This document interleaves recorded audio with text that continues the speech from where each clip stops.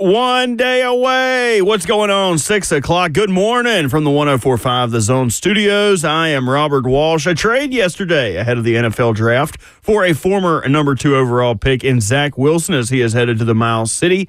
The Jets traded Zach Wilson and a 2024 7th rounder to the Broncos in exchange for a 2024 6th round pick. Both those picks in this year's draft. Denver's quarterback room now holds Wilson, Jarrett Stidham, and Ben DiNucci. The NFL draft only being 1 day away means Ran Carthon's phone is buzzing. Here's what he had to say yesterday about other teams being interested in the 7th overall pick. People are nosy, and I think we owe it, to our organization. I owe it to Coach Callahan and his staff to, listen to all calls, no matter where they fall, just to see if it's anything enticing, if it's anything that's going to, blow us away to make us really want to, trade back. But we're just listening at this point.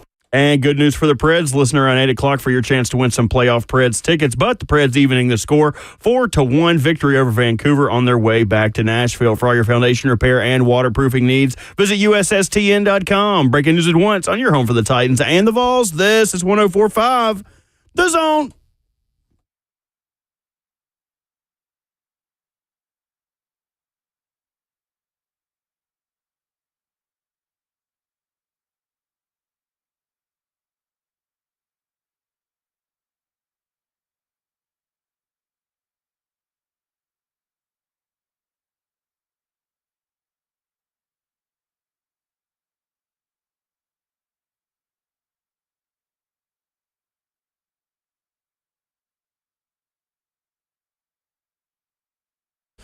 Wednesday morning and NFL Draft Eve on RKW. Ramon, Kayla, and Will starts right now in beautiful Music City, USA. Ramon Foster, Kayla Anderson, Robert Walsh back at the controls again. My name is Will Bowling. 615-737-1045. The Tennessee Titans will make a pick tomorrow night. Or will they? Who's to say? The Nashville Predators have evened the series with the Vancouver Canucks. We've got Charles Davis of CBS and NFL Network at 8 o'clock. Rhett Bryan of Titans Radio for the entire 4th hour of the show. And we've got some Joe Alt film study that will make you swoon 24 hours before the NFL draft begins. Good morning, everyone. Good morning. Morning, man. This is a crazy week in terms of sleep, or shall I say, lack of sleep. Lack thereof. That's correct. Yes, it is a eventful week here for Nashville sports. Yes, it is. I'm looking forward to it. God, I think we all got a busy next 72 hours, if not longer than that, because after the draft, there will be breakdowns and everything else that we got to keep up and follow up on. So, looking forward to it. But what a great morning, though, man. Welcome back to all the people who are out of town. Oh, yeah. Bert's back from Vegas. Including the man behind the glass, who's, we hope, richer than when he left. I feel like everybody says this when they get back from Vegas, like, oh, I had a good time. I had a great time. It was the best Vegas trip I've ever had. I left the house with $500 in cash, thinking, oh, I'm going to bring a little bit. I can pull some if I need to. I came back to the house with $470 in cash. That's a win. That is always a win. That's absolutely a win. We played blackjack, no lie, probably 6 total hours this weekend. Wow. And just a great time. Love That's Vegas. awesome. We've got a great visit. Went to the Grand Canyon. Didn't fall in a big old hole. So all wins. All wins on my end. That's big time dubs right there. My belly is messed up though. I ate a lot of free food, and I don't. Food? They kept giving us these vouchers for come and get a prime rib or something. Anyway, That's fantastic. I ate so much food. I drank all the drinks, and we had a lot of fun. Glad to be back there. Great. So, best meal you ate there was what? We ate at Barry's Steakhouse for Cheyenne's actual birthday, and I got this 24-ounce bone-in ribeye with cream spinach. Ooh. And so the sides look all regular. Like when you're going to order them, they all look like, oh, you can get tater tots or you can get green beans. These were the best tater tots I have ever had in my entire life. Oh. They weren't like hashes thrown together in little cylinders. They were like mashed potatoes that was then flash frozen and then fried. So every time you bit them, it was the crispiest yet smoothest tater tot you have had in your. Everything was fantastic. Nothing was bad. That Everything sounds was amazing. incredible. Fantastic. Talking I about, love Bert. tots. I'll eat tots at any, level. And Cheyenne came home and we had bologna sandwiches for dinner last night. So that's back to life. Fried bologna. Back to real Now life. back to reality. Oh, there goes gravity. Best drink you had, Bert? All of them. That may be a harder question. to God, it answer. was hard because I continued to order tequila sodas all weekend. I kept getting tequila sodas, but there's a difference between ordering a tequila soda at a great bar and then getting one from a gambling waitress because they kind of just shove them out. You know what I mean? We played for so long, they just ended up tasting like water. I didn't know if they were just giving me a big old ice class or what, but I drink enough tequila sodas for all four of us this weekend. That is awesome. You know what I appreciate you just liking what you like and drinking what you drink. You have some friends that judge you on if you get a colorful drink or hey, that's a very fruity drink. Like no, if I'm out, look, I can drink straight bourbon. Okay, we can sip tequila as long as you want to, but when I want something that's colorful and fruity, okay, you better not judge me. You hear me, my friends? See, the problem with that is you played 11 years in the National Football League. And when you make a decision to order a strawberry daiquiri that has a little bit of whipped cream on top of it, that goes differently than when I do it. When I order a Cosmo for whatever reason, it's just like it's like what you like you want an umbrella in that? You want a loser? Did you bring your little boy? What do you want? What do you want? No, they're good. All of those drinks are good. Female drinks are objectively better than male drinks. It is 100% accurate. And I love bourbon as much as any person in the world. I am in a big smoked whiskey kick. You smoke anything, that's a drink. I'll drink it. I'll try it. But that being said, why discriminate? Unless it's a Bloody Mary, then I discriminate and say, please keep that crap over there. Well, but plenty of people like those Bloody Marys too. Well, men I'm or not women. one of the plenty. Men or women. Yeah, I'll dabble in the Bloody Mary every once in a while. And when I say dabble in my lifetime, I may have had to. Disgusting. You know what I'm saying? I don't think I've even had a full one. But I've got so many friends, and my parents love those, so I don't like tomato juice. Yeah. The best part about all of those drinks was the fast forward I got to hit on the draft. It's like Monday and Tuesday did not happen. Yeah. What do you mean? The silly season is slowly coming to an end. I saw people were talking about whether general managers are trading for picks or who's interested in what, and none of that mattered to me because we're one day away now, and that's all that matters. So, Bert, since you were out, let me sum up every NFL team's press conference. We are interested in trading up, but it will take the right offer. We would potentially look at moving down, but there are players on our board that we would like. It's going to have to be an offer we can't refuse. However, we still love every single person on our roster. Everyone is in the best shape of their lives, and there's good energy in this building moving forward into the off-season workouts. And that's we can go home. That's been since you've been gone. That's good, man. We got off some good rants this morning, man. That was pretty solid right there.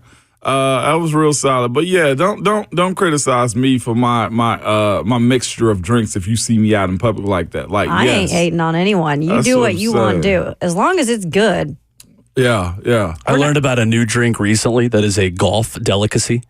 So have you heard of the John Daly? Mm-hmm. So a John Daly is an Arnold Palmer with vodka. So you know what? This is not a joke. Do you know what an Arnold Palmer with tequila is called? A Tiger Woods? Something like a Juan Daly. Oh God. Dead serious. This is not a bad Will joke. Daly. It's a little bit of a bad joke mixed with an actual realization. That would probably be very good. Yeah. In fact. I think Jack Nicklaus needs a drink. Yeah, you can mix his. Right? Yeah. With something with Jack Daniels, Arnold but make it like a fun Jack. I mean, he is one of the goats. There may already be one. I know. I've never heard of one, but I mean, let's get one on the market if there's not one. Hopefully everybody's drinking to the good on Thursday night, man. At the Memorial, a Jack Nicklaus combines lemonade with strawberry syrup. There you go. How did I not know that since I've covered that tournament for like 4 years? We can throw what you tell me, vodka or tequila. It's Jack Nicklaus lemonade, or Jack Nicklaus Golden Bear lemonade. It comes in 3 flavors: lemonade with honey and ginseng, mango lemonade, and strawberry lemonade. So there you go. He also has the famous milkshakes there, but they are only for the players. All the boys in the yard. Yeah, and I got to sneak in one year and taste it. And my goodness, you guys, they are amazing. Oh, man. They make them all day, homemade, right there. Really? Shake, guys. You talking about the Masters? Yeah, Or what? no. The Ramon, not the every Memorial. golf tournament's the Masters. Hey, well, he mentioned Jack's tournament up in Columbus, the Memorial. All right, Yeah. for sure. You That's are to the awesome. Masters as you are in country music to Toby Keith. I love that. You think every country song is Toby Keith, and you think every Garth. golf tournament's the Masters. I know Garth. Okay, I You got did. Garth. Okay, I got Kenny Chesney in my in my library. I got a few. Look at you. You're expanding your country. I am. knowledge. I meant to listen to this one particular guy. I'm gonna give you his name here in a minute, man. As a country song I got downloaded. Nope, not him, not them. Either way. Are you having fun with this? Is this what you wanted? Yep, it is. I was like, is this a new artist or is We're somebody? just going to wait for you to find an artist. in your Zach phone. Bryan. Oh yeah. I'm actually like not a Zach Zach Bryan fan. He has this song, Hey Driver, that I got in my library I like a lot. So that's where I was going to decent song. start and go out. Yeah. Yeah, Zach Bryan. is I where wouldn't was gonna qualify start and go him out. as country. He's got a cowboy hat on. It's kind of it's like Americana music meets it? country. Everyone- It's kind of a branch of country, but I wouldn't call it like your basic country music. I'd probably make some people mad saying that, but I don't care. okay. Hey Ramon, everyone wears a cowboy hat now. That's I see now. Yeah. Especially people who don't call Nashville their hometown. Yeah. He's got a record label, or they got a Belted Bronco record. So, I mean, the fact they got a Bronco in it, that takes me to the West. Was it right OJ's? there. No, it was not his. He didn't get that no more. Okay. Chef Ran on YouTube. You can watch the show live on 104.5 The Zone TV, Facebook Live, YouTube, Twitter, and Twitch. Please. Twitch, please. Chef Ran on YouTube says Zach is Texas country, not Nashville. Is he not? Okay. Well, might be. Well, I want to say, I'm isn't in the he genre. Oklahoma specifically? that Robert right? Walsh is nodding. He is Oklahoma? All right, for sure. The home of Blake Sheldon. Is it Blake Sheldon too? Okay. Gotcha. See, I'm expanding out is what I plan Yeah, on doing. Uloga, Oklahoma. Okay. There you go. That's the one song I Put got of different his vibe. that I enjoy right He there. was actually born in Japan. Fun fact: his dad was in the Navy. Really? Oh wow. Army kid. Look at him. Gabe on Twitter at Ramon Kayla Will. The Lynchburg Lemonade is the Jack cocktail for hot weather. I don't know if he means Ooh. Jack Nicholas or just Jack Daniels, Daniels. hot cocktail, hot weather cocktail. Daniels. I still got to go do that tour down there, man. Yeah, In Virginia? I haven't done it either. Oh, Lynchburg. Here. Oh, Lynchburg here. Oh For yeah, Jack. Yeah, for Jack. I still have to go do it. I've not done that either. that and the Bourbon Trail stuff are both on my list. I'm going to find time one day. I'm going to find time to go do No, it. you're not. Yes, I am. Miles and RJ will have stopped playing Oh, baseball at that goodness. point, and you will have all the time in the world for activities. You right. High Yeah. school playoffs about to kick off, and they got something right. every single day. I'm also about to start helping with Miles' football team, too, man. What? Yeah, crazy. Only O-line? practices. I can't do. Yeah, O-line, D-line. Ooh. Yeah. Oh man, we had a situation yesterday. I always tell people, if you're gonna do football, you have to actually do football. It's just Right. talking sports for the people that's probably gonna go, you guys should talk sports. So everybody has a day in football. Like I had mine. First couple days, just starting to play tackle football and stuff. Everybody gets got. And yesterday, Miles is a young sixth grader. Like his birthday's in May, so he's a young Wait, sixth what's his grader. birthday? May 11th. Oh, yeah. that's my best friend's birthday. Yeah, Look at yeah. that. So he's a young sixth grader. So, of Very course, cool. he's having to go against the projected eighth graders up, and they were double teaming him yesterday. And so we had a talk after practice about, hey, this is how you attack the double team and try to split it. Like, I really had to break it down to him, but he was mad. He was like, man, they were pushing me. I'm like, good. You're like, that's what I want to Yeah, see. yeah, I used to tell him, I've been telling him, hey, you can't just go out. Football ain't fun. Football has some hard stuff to it. Mm-hmm. So I put him on, gave him a lesson or two and what he's supposed to do and how he go about it. But he had a moment yesterday and I was fist pumping to the sky. Like, yeah, you deserve that. You supposed to get double teamed and pushed back. You said the eighth graders merely adopted the darkness, but you were born in it. I took him to a dark place yesterday. Yeah. I'm putting gunpowder out here, man. 615-737-1045 is our number. Charles Davis at 8 o'clock this morning talking Titans and NFL draft headlines. Rhett Bryan of Titans Radio in the fourth and final hour for the entire fourth and final hour at 9 o'clock this morning. We'll give you a lot of audio of what Ran Carthon, Brian Callahan had to say yesterday, specifically as it pertains to trades, players on their board they would not move for, things of that nature. Some interesting things coming out of that yesterday from St. Thomas Sports Park. We will get to that coming up later in the show. But when we come back, Preds, even the series, how'd they do it? Well, UC Saros saved the day. We'll give you some incredible numbers about why this series is all tied up. Coming back to Nashville when we come back.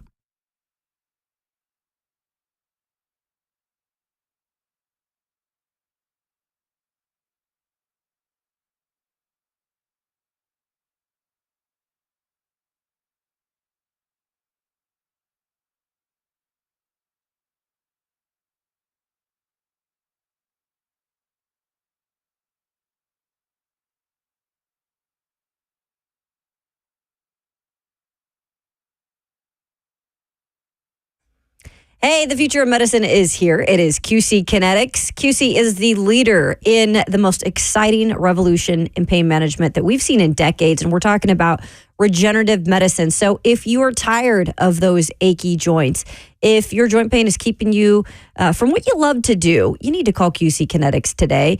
Surgery, steroids, drugs, those are out. What's in? Your best option, and that's regenerative medicine at QC Kinetics, transforming lives with innovative treatments that deliver lasting results that everybody wants. We're talking about natural biologics here, using your body's own power to repair and restore that damaged tissue. And if you want to know any of the background of it, well, QC Kinetics is under the leadership of National Medical Director Dr. Mitchell Scheinkupp. And Dr. Scheinkupp is a pioneer in this field. He has over 20 years of clinical work. He's done tons of research, teaching, and publishing. So you can call QC Kinetics now to learn about some of these new exciting options. Call them for a free consultation, 615-249-4024. That's 615-249-4024.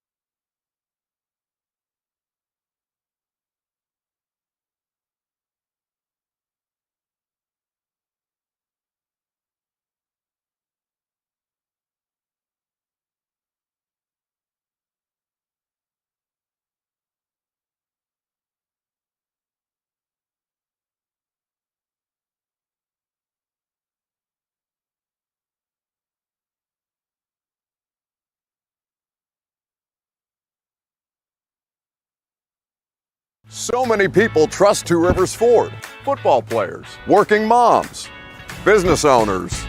Why? Because Two Rivers Ford has been doing business with integrity for decades. Two Rivers Ford, the South's most trusted Ford dealer.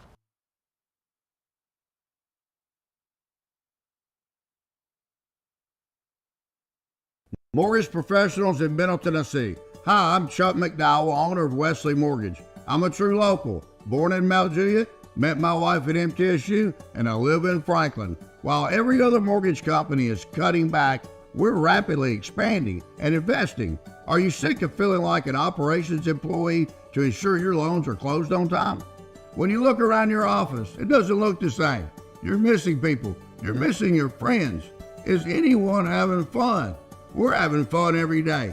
As the official mortgage provider of the Tennessee Titans, I've personally recruited the top local operations team to ensure your loans are closed on time. So you get paid, so you get to spend time building your business, and you get to have fun at work again. Now is the time to join our team. To start a confidential conversation with our local president and COO, visit whywesley.com. whywesley.com.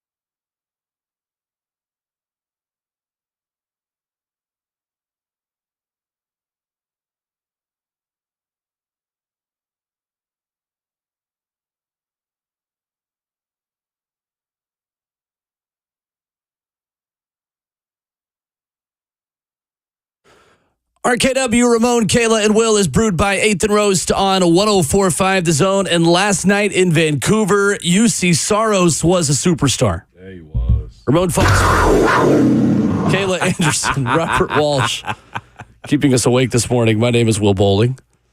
UC Saros was tremendous, and reports of his demise were greatly exaggerated. 17 saves on 18 shots. You look at that and you think, okay, he had a nice night. Preds get a 4-1 win. Maybe they win by 3. Were they the better team? Were they dominant? No. They were, in fact, dominated in Game 2. But UC Saros is the reason why the Nashville Predators are in a 1-1 deadlock in this series. Yeah, anything that you can think of in terms of a weird, unconventional playoff game, this had it.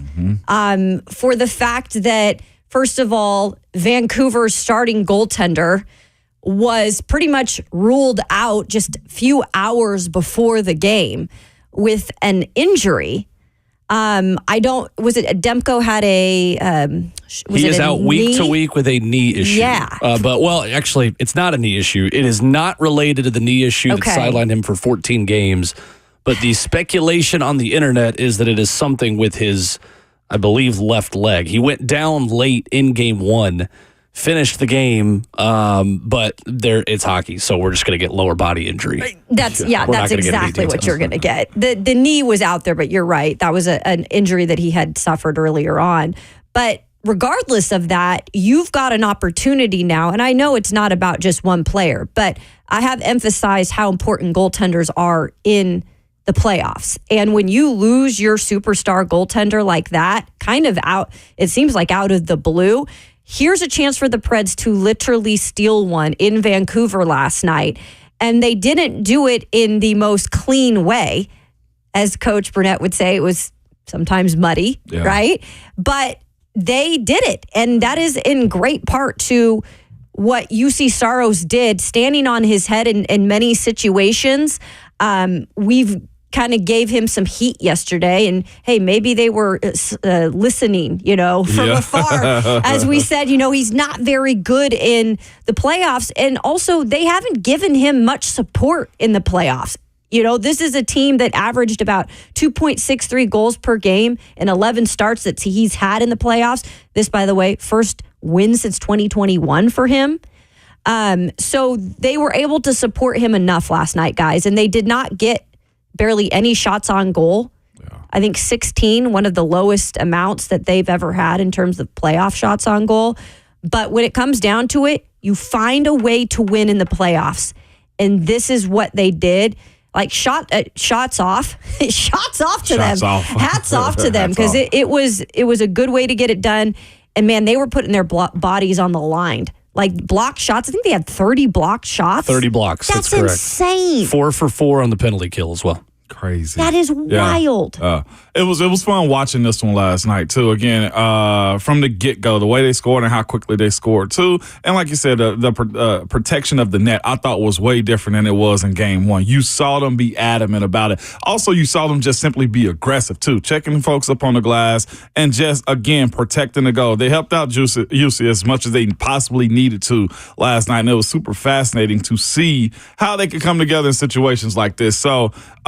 It was fun. Me, again, being an amateur hockey watcher the way I am right now, I see why playoffs is different. I see why and how important it was to win there, too. And the thing that I appreciate about hockey, too, one, I know we get excited for the fights and stuff like that. Like that, they let hockey handle itself on the ice. Right. Like whenever they score, the reactions of them looking into that doggone Vancouver crowd, I thought was the best. And you see people with the long face behind the glass after they score goals, and it was good. Like for me, I would be no good as a goalie. You hear me? I'm talking about no good at all, because I'd be focused on the low pucks. And last night, how many high pucks did they have go above the goalie? I thought that was...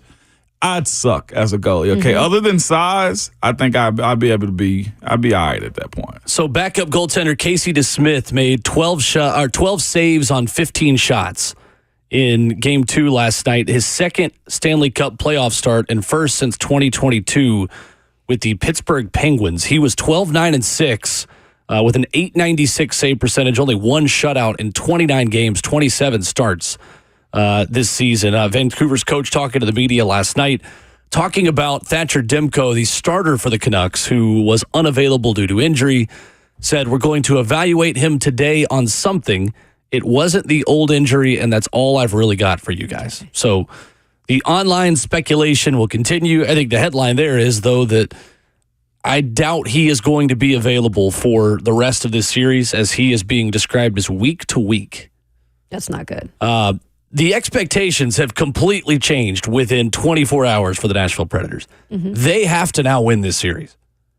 They stole the game on the road. They're going up against a backup goaltender. They were the hottest team in hockey for the last 2 months of the season. I'm a little scared of that for this team. The fact that you liked their chances because they were playing with house money, so to speak. and they were coming in almost too inexperienced to be nervous, which I always like for a team going into their first run as a group like this. And yes, there are still players that were on that Stanley Cup final team, and Colton Sissons, who scored last night, the Vancouver native, and Roman Josi, but the skeleton of that team is gone. This is a totally new group, led by a couple of guys who were around that team and a superstar, obviously, who was on it in Roman Josi. But to me now, I expect the Predators to win the series. And that kind of scares me a little bit. Why is that? Well, because they went in with house money of you have nothing to lose.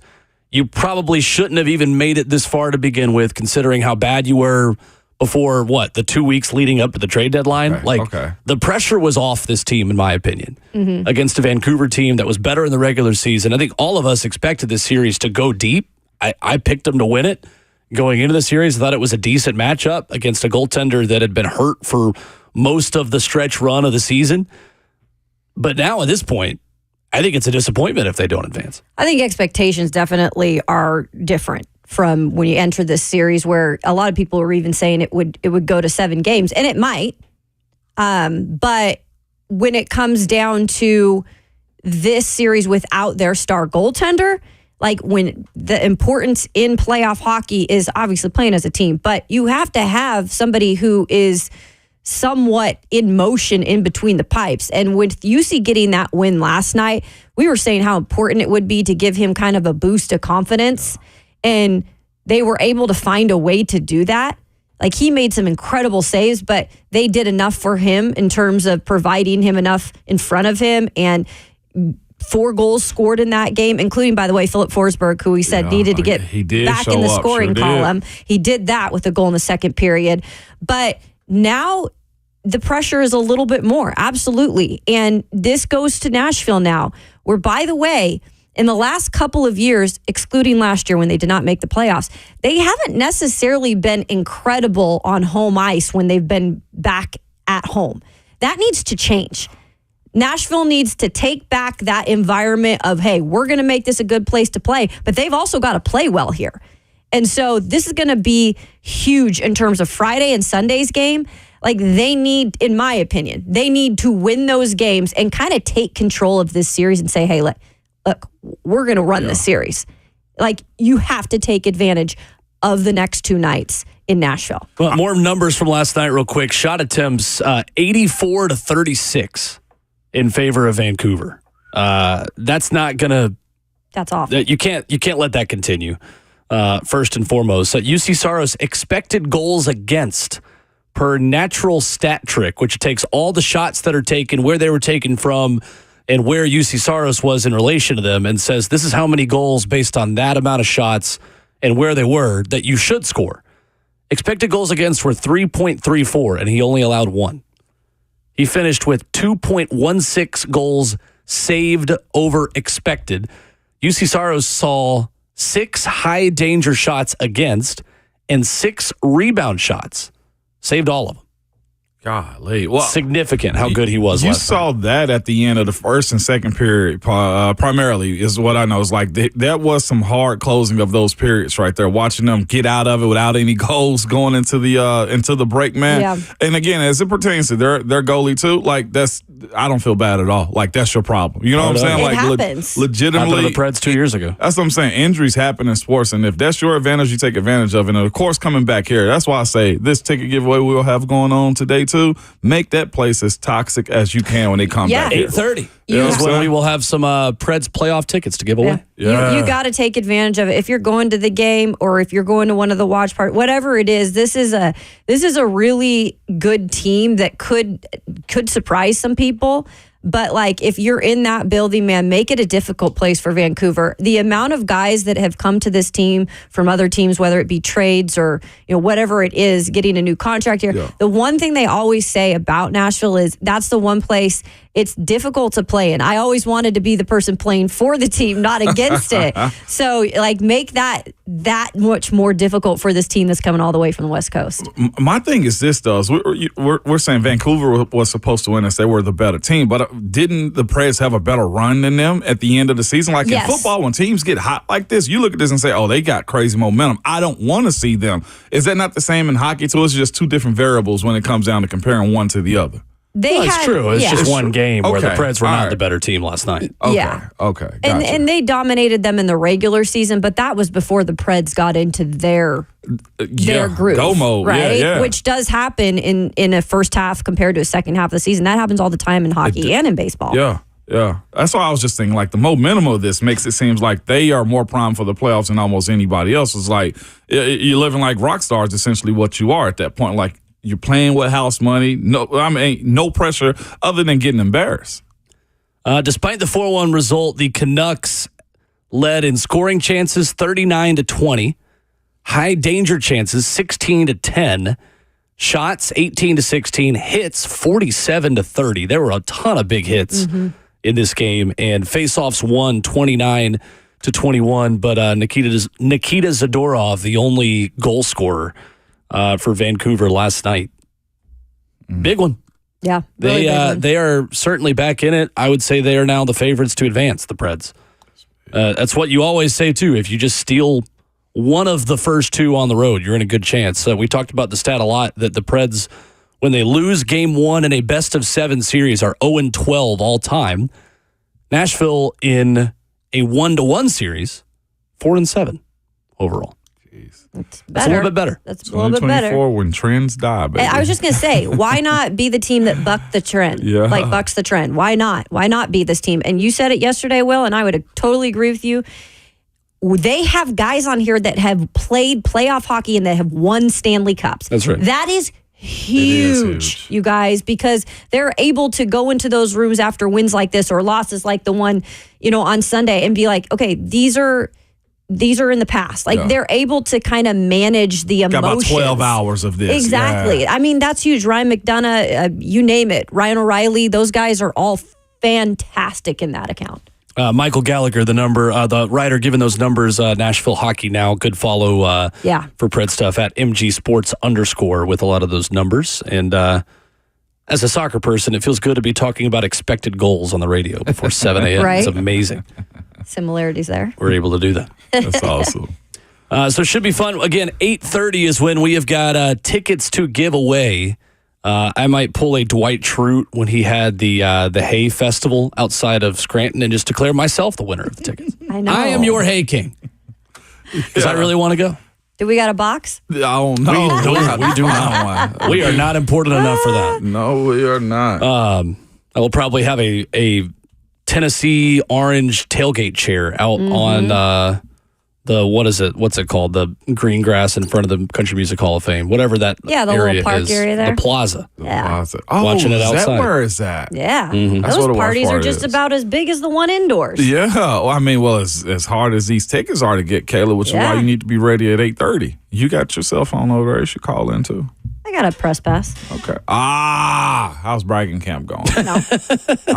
It's going pretty taking a good. sip of my coffee Oh, over here. yeah. It's Petty Betty over there now. I got you.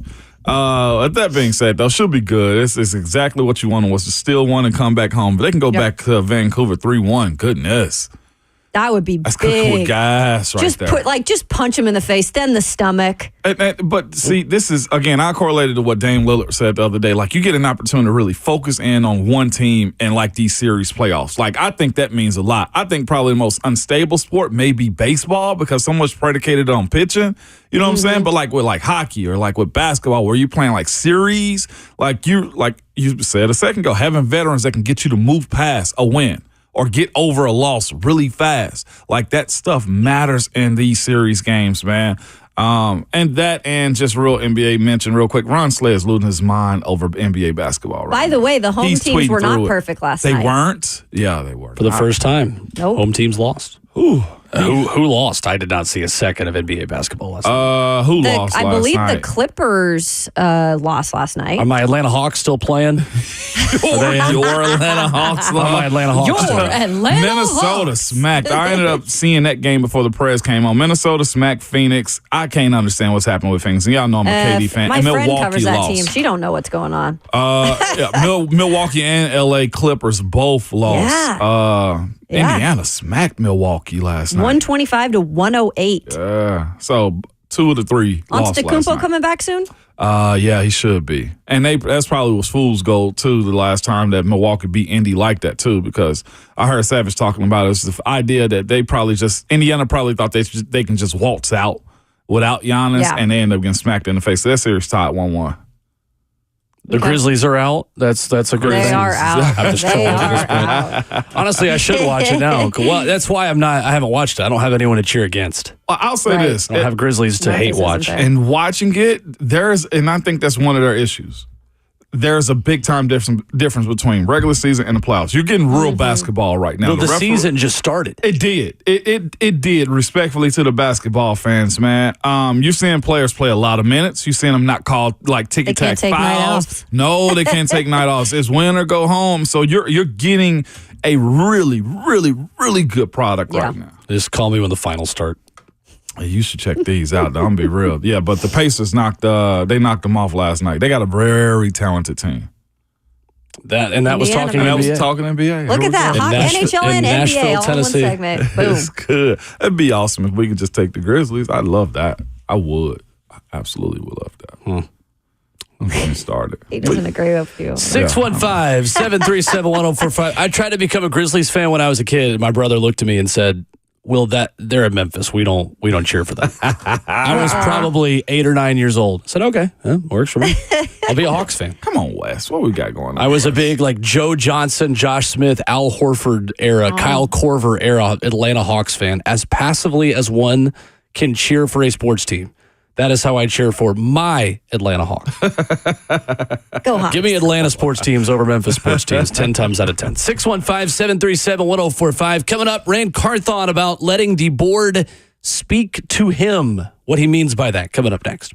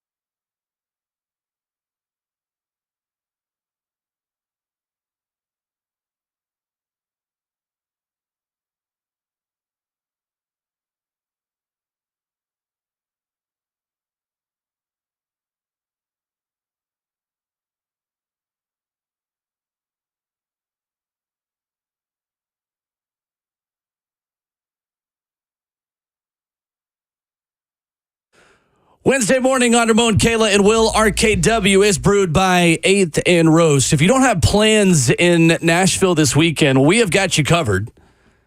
We have got some Nashville Predators playoff tickets to give away. That is coming up at 8:30. We'll tell you how you can win those. Plus, we've also got some Nashville SC tickets to give away. They are back at home Saturday night against the San Jose Earthquakes. Nice. This weekend at Geodis Park. Saturday night in the Music City. That will be at 7:45. Man, what a beautiful when you get a chance to win those. weather day, Will. High of 83 on Sunday. Really? Oh. Low of 63. Hey, That's nice. y'all better get outside. Enjoy like it. In 15 minutes, the number one thing I thought was most interesting, Ran Carthon said yesterday. We'll get to that coming up here in just a few. But wanted to start with the overarching theme of his press conference yesterday. This was Ran talking to the media alongside Chad Brinker, head coach Brian Callahan. The typical pre-draft press conference that every team in the NFL does. Ran saying the Titans will let the board speak to them. So the way we set the board, we set it vertically and then horizontally. So there are a bunch of players that are on the same plane in terms of grade from a vertical standpoint. But if you look at it horizontally, there's a differentiator, in there. And like I said, we have a strategy. We know, what should be available for us, particularly in the early round of where we're picking, and have an idea of what we want to do. So the way we separate it is basically looking at the board, letting the board speak to us. But then there's other factors that go in, the football character, the personal character, the medical, all those things. So when you pick that early, you want as clean a player as possible. Horizontally and vertically. I think that's a good explanation for people getting in really in the weeds of how these draft boards are made from a general manager's perspective. Yeah, there's a lot that goes into it. I'll say this, man. I was going to save it for later, but doing like a few like simulators myself, like it is a task to really understand and know what prospects you need, which ones are best available, and which ones will actually help you on your team. Like, I'm not making a big thing of like doing a draft simulator or something like that, but I'll say this. I messed around with it a few times and just looked at how, all right, let's see what happens. And then Joe Alt was gone. And having to make a decision, do you go wide receiver, as Rand was saying, as far as like going vertical if somebody's on the same level as a Joe Alt who was there, or going horizontal to somebody like a J.C. Latham who might be on the other side as far as, all right, who and where goes in this breakdown of how we're drafting, man. And it is a little bit different, a little bit tougher than you think it is in a sense, man. And this is me just simulating some stuff. So as it pertains to like hitting on guys, I think it's a little bit harder than what we think it and what we make it out to be. I just did one right now. And so Joe Alt's gone. Jaden Daniels ended up going to the New York Giants, and Malik Neighbors, Rome Medusa, and Brock Bowers is available right now. Which one do you pick? You know what I'm saying? Like, This is just me, and I have no pressure actually managing a team. So I guess that's why it's super important to where they have the board set up vertically and horizontally to where you understand and can make decisions and arguments about what's going to help the team over the long haul of it too. Because there's a lot at stake here with all the money that's been spent out and the decision that you'll have to make as it pertains to these guys. And I think what's really different about what I've heard from Ran, at least in this whole draft process and setting the board, it's really getting a full kind of breakdown from all of your coaches, whether that be Denard Wilson or, obviously Brian Callahan as the head coach, more the offensive guy, because when you are setting your board and maybe something comes up and you're having to come down to a split decision and you've already had those conversations with those guys about, hey, maybe he's a little bit better than this guy. Even Rand said yesterday, I was a little high on this one guy. And, Denard was maybe like, I am not so high on him. He's clearly listening to his staff. He says, I'm the GM, I'm the guy, but I'm not the one putting them out there. I'm not the one, working on the schemes. I'm not the one doing that. I'm the GM. And it's important for me to listen to my entire staff. And I think that's what at least this team has shown that they're doing, is they're working together to figure out this draft. And I think when you look at some of the moves made in the past, and I'm not trying to rip off old wounds, but when you're in a draft room and you get a look from Mike Vrabel that what are we doing when A.J. Brown is traded away? Clearly, there were things that they were not on the same page with. And in year one, you've got to have that. And it sounds like they do have that. So maybe if there are surprises, they're a little bit more all on the same page with every single move. 615-737-1045. Your takeaways on what Brian Callahan and Ran Carthon said about offensive linemen and about trading back. That was particularly interesting yesterday. I think tomorrow, what we need to do, I'm live producing the show on air, but I don't care. Do it. Mm-hmm. We should do one of these mock drafts just live on air. Like, would people want that'd that? Be fun. I'd want that. I don't know That'd if be that cool. would translate well on air, but I want to try it. Maybe this is that's how we start the show tomorrow. I don't know.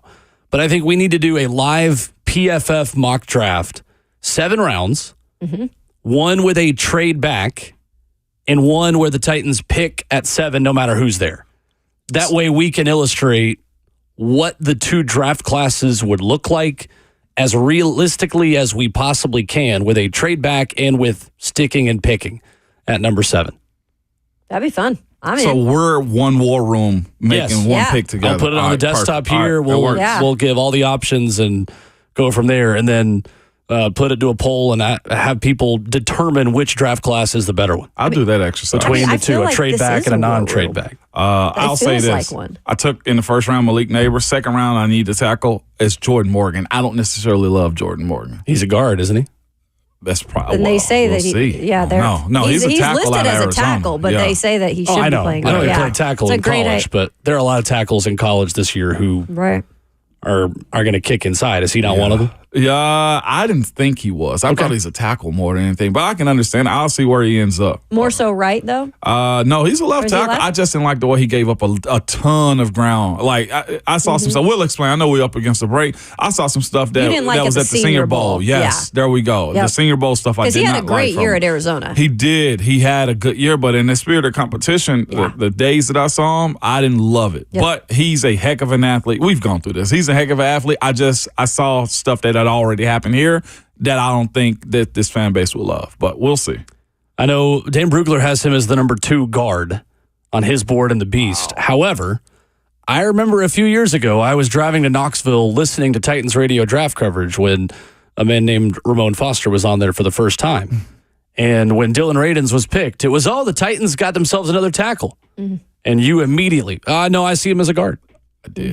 I don't And see you this were guy right. as a guard, though. I did not see him as a guard. Well, I say that to say you've certainly, you know what you're talking about. We'll see. We'll see. Depends on the day. Maybe not about country music, so but who about you taking? interior offensive line play. 615-737-1045. We've got 3 more hours to answer those questions, Ramon Foster. We do. And coming up next, the thing that I think was most interesting from Ran Carthon yesterday after this.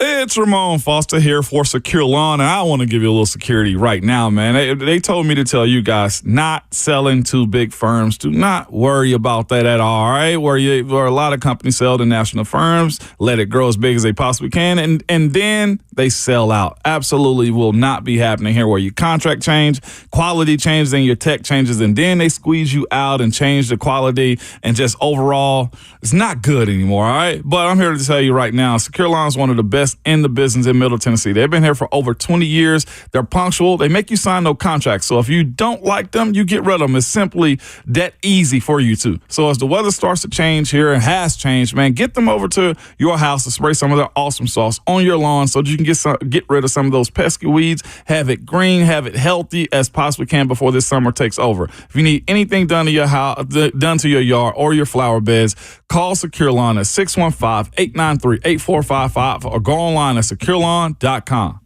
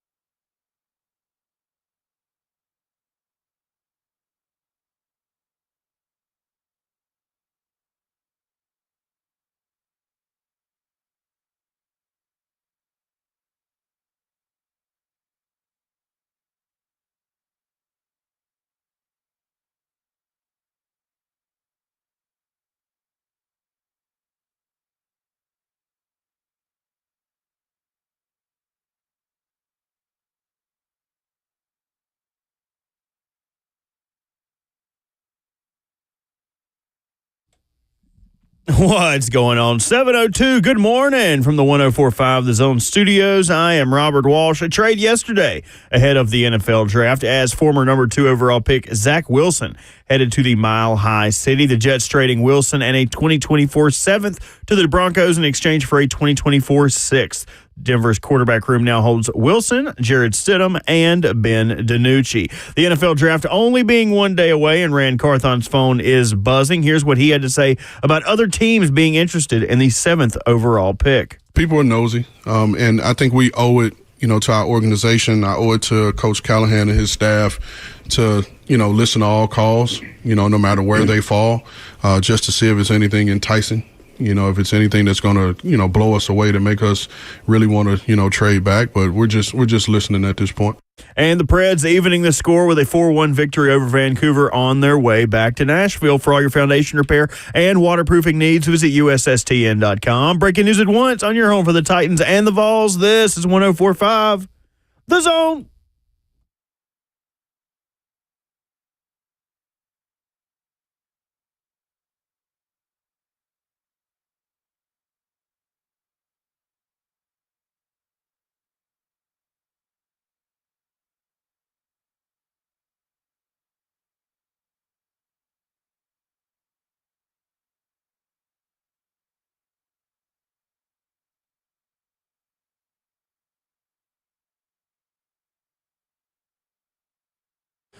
Hour number 2 in a Wednesday morning edition of Ramon, Kayla, and Will. RKW is brewed by 8th and Rose. 615-737-1045 is how you jump in. Streaming live at 1045 The Zone TV. That is where you watch the show this morning on Facebook Live, YouTube, Twitter, or Twitch. Please. Coming up in an hour, Charles Davis of CBS Sports and NFL Network will give us the latest on Joe Alt, on Malik Neighbors, on the Neighbors over Marvin Harrison Jr. buzz, and the likelihood of Joe Alt being available at the number 7 overall pick tomorrow. We'll hear more from Ran Carthon and Brian Callahan as the show continues as well. But guys, there was one thing in particular I thought was particularly interesting.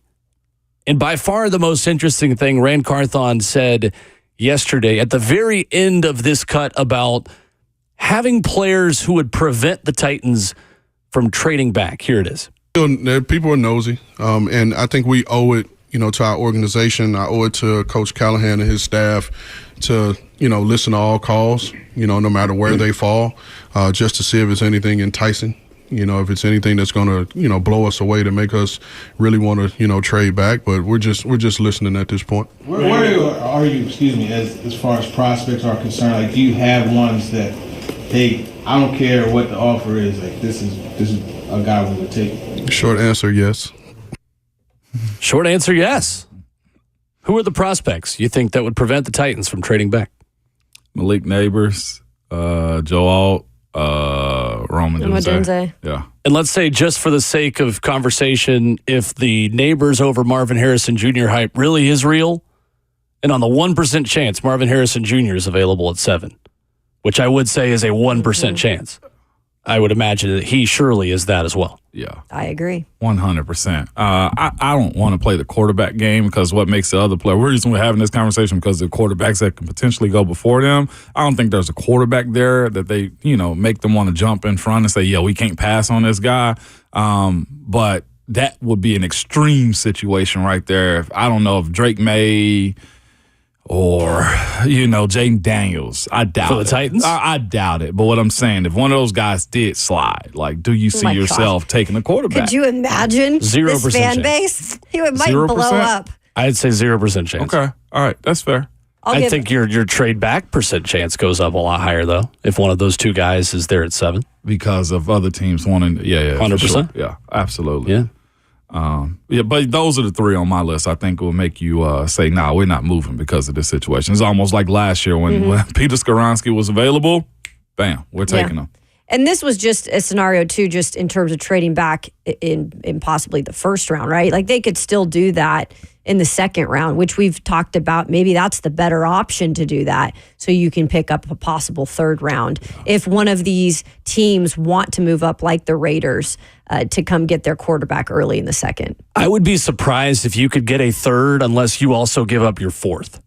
Right. Or you give up a fifth. Or like I think if you want a third in this year's draft, with how bad day 3 is compared to previous drafts this season in particular, I think you're going to have to give up something else in order to get a third this year. I think you're likely to get a third next year and get your third back for, another year at that point and make a similar trade that you did for Will Levis last year. But there has to be a quarterback available then. And I mean, if things are trending towards 6 quarterbacks going in the first round, which appears to be the buzz that Michael Penix Jr. and Bo Nix both go tomorrow, then your chances of trading back in day 2 also decrease. And I know there's a lot more teams that need quarterbacks this year, but I'll believe it when I see it kind of thing with this quarterback. This always happens. I agree. This time of the draft or leading up to it.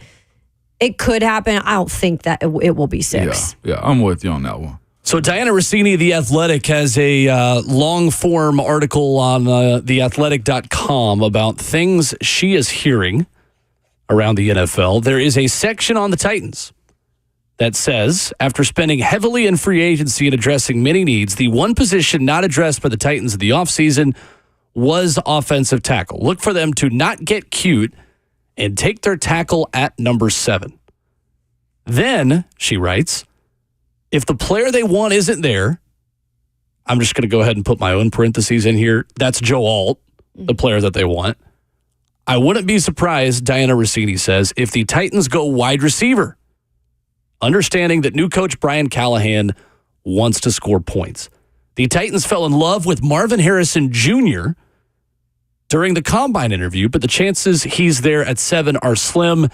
Diana Rossini also adds the note at the end. Keep in mind, President of Football Operations Chad Brinker, who has seen his involvement increase this offseason, comes from the Packers front office, and that franchise hasn't gone wide receiver in the first round since 2002. We know how that's documented. Aaron Rodgers never happy about that one. No, he was not. I look at that situation been a whole lot different, though, because they did have Aaron Rodgers and, just going from one to the other. Truth of the matter is this. They said Aaron will make everybody better, and he did. The Devontae, think about the stars that he's made who are less around guys. Like, that was an unfair advantage that they had to not draft a first-round wide receiver, and Aaron Rodgers proved them right. He made every wide receiver they brought in better and got him second contract. So here's a different situation with a young guy. You got to figure out, what can Will Levis do with weapons? Do you think that Rome Odunze is on the list of players the Titans would take that would prevent them from trading back? Do I think I do, because I think he's elite. Right there with Neighbors. And I think Neighbors is maybe the better fit from what we're kind of assuming this will look like offensively. But I think he's still elite. And I think when there is elite guys like that, there's 3 of them in terms of wide receivers right now in this draft. If there's any of them are available and you don't have Joe Alt at that spot, you take one of them. Yeah. I'm with you on that one. Yeah, I have no more to add other than what Kayla just said right there on that one. You got to take one of those 3 if they're there. They're supposed to be those types of game changers. I would rather trade back than go with Odunze, but I'm also not going to sit here Friday morning and be upset if Rome Odunze is a Tennessee Titan. I will be very excited about the prospects of Calvin Ridley, Rome Odunze, DeAndre Hopkins. Oof. If that is your 3. Do we also, if that does happen, if you end up taking a wide receiver, say, all right, we're still building. Like, can we really, cope with ourselves by saying, all right, we know we're going to compete. We got playmakers. We're set up for the future. I guess the only contingency on that one is, again, what does competition look like for you? How do you compete this year? How close are you? Because Houston's out here talking trash. How big of a step does Levis take? Yeah, and how big of a step does Levis take? That 50%, whatever it was, completion rate that he had, 55% completion rate. Does that go up to about 66, 67? Heck, I hope 68% completion. There's no excuse not to, in my eyes, Ramon, because you've now got the weapons. Now, we'll see how they address the tackle if things kind of get flipped in this draft. They're going to still probably go and get one somewhere at some point. But you got the weapons around you. Yeah, you do. And you got guys that are sure pass catchers. Yeah. D-Hop last year showed us he can catch the ball, and Calvin really let us all know that he wants it any opportunity he can. And again, I will also say, too, with how you look at the way this offense will be called, I can't wait to see what the first 10 look like in preseason game 1. Other notes within this article from Diana Rossini, we can get into those coming up next. We can also hear more from Brian Callahan and Ran Carthon, specifically what the head coach has to say about offensive linemen. What is he trying to tell us when he talks about some of the offensive linemen available, not just in round 1, but on day 2 and 3 as well? We will hear that coming up next.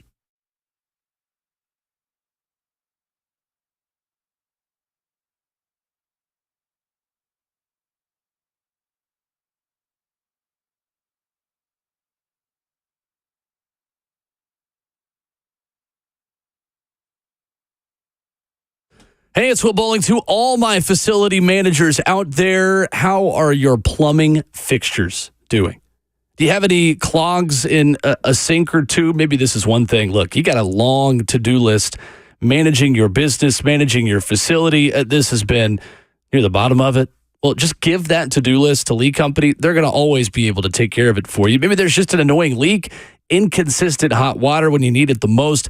Well, no matter your plumbing problem, the team at Lee Company, they're here to help. For over 80 years, their expert technicians have been here to help make your life easier and keep your place of business running efficiently. Look, you do something for 80 years, you figure out how to do business the right way. That's exactly what Lee Company does. Available 24/7, 365. You got to call them today, 615-567-1000, or contact them online at leecompany.com. That's 615-567-1000, online at leecompany.com. That's Lee Company, all you need.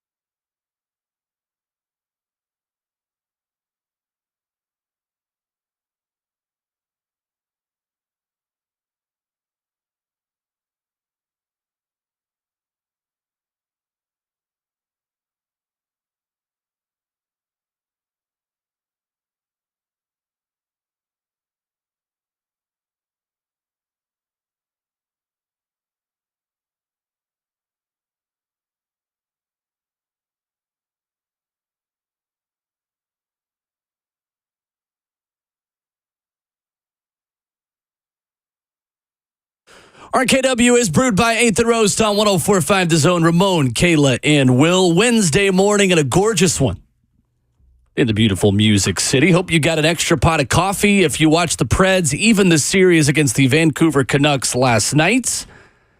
And in just over an hour, we have your chance to be in the building for Game 4 of the Stanley Cup playoffs as the Nashville Predators host Vancouver on Sunday. Don't call us yet, unless you want to talk Titans and offensive line in the draft, because that's what we're doing here in just a minute.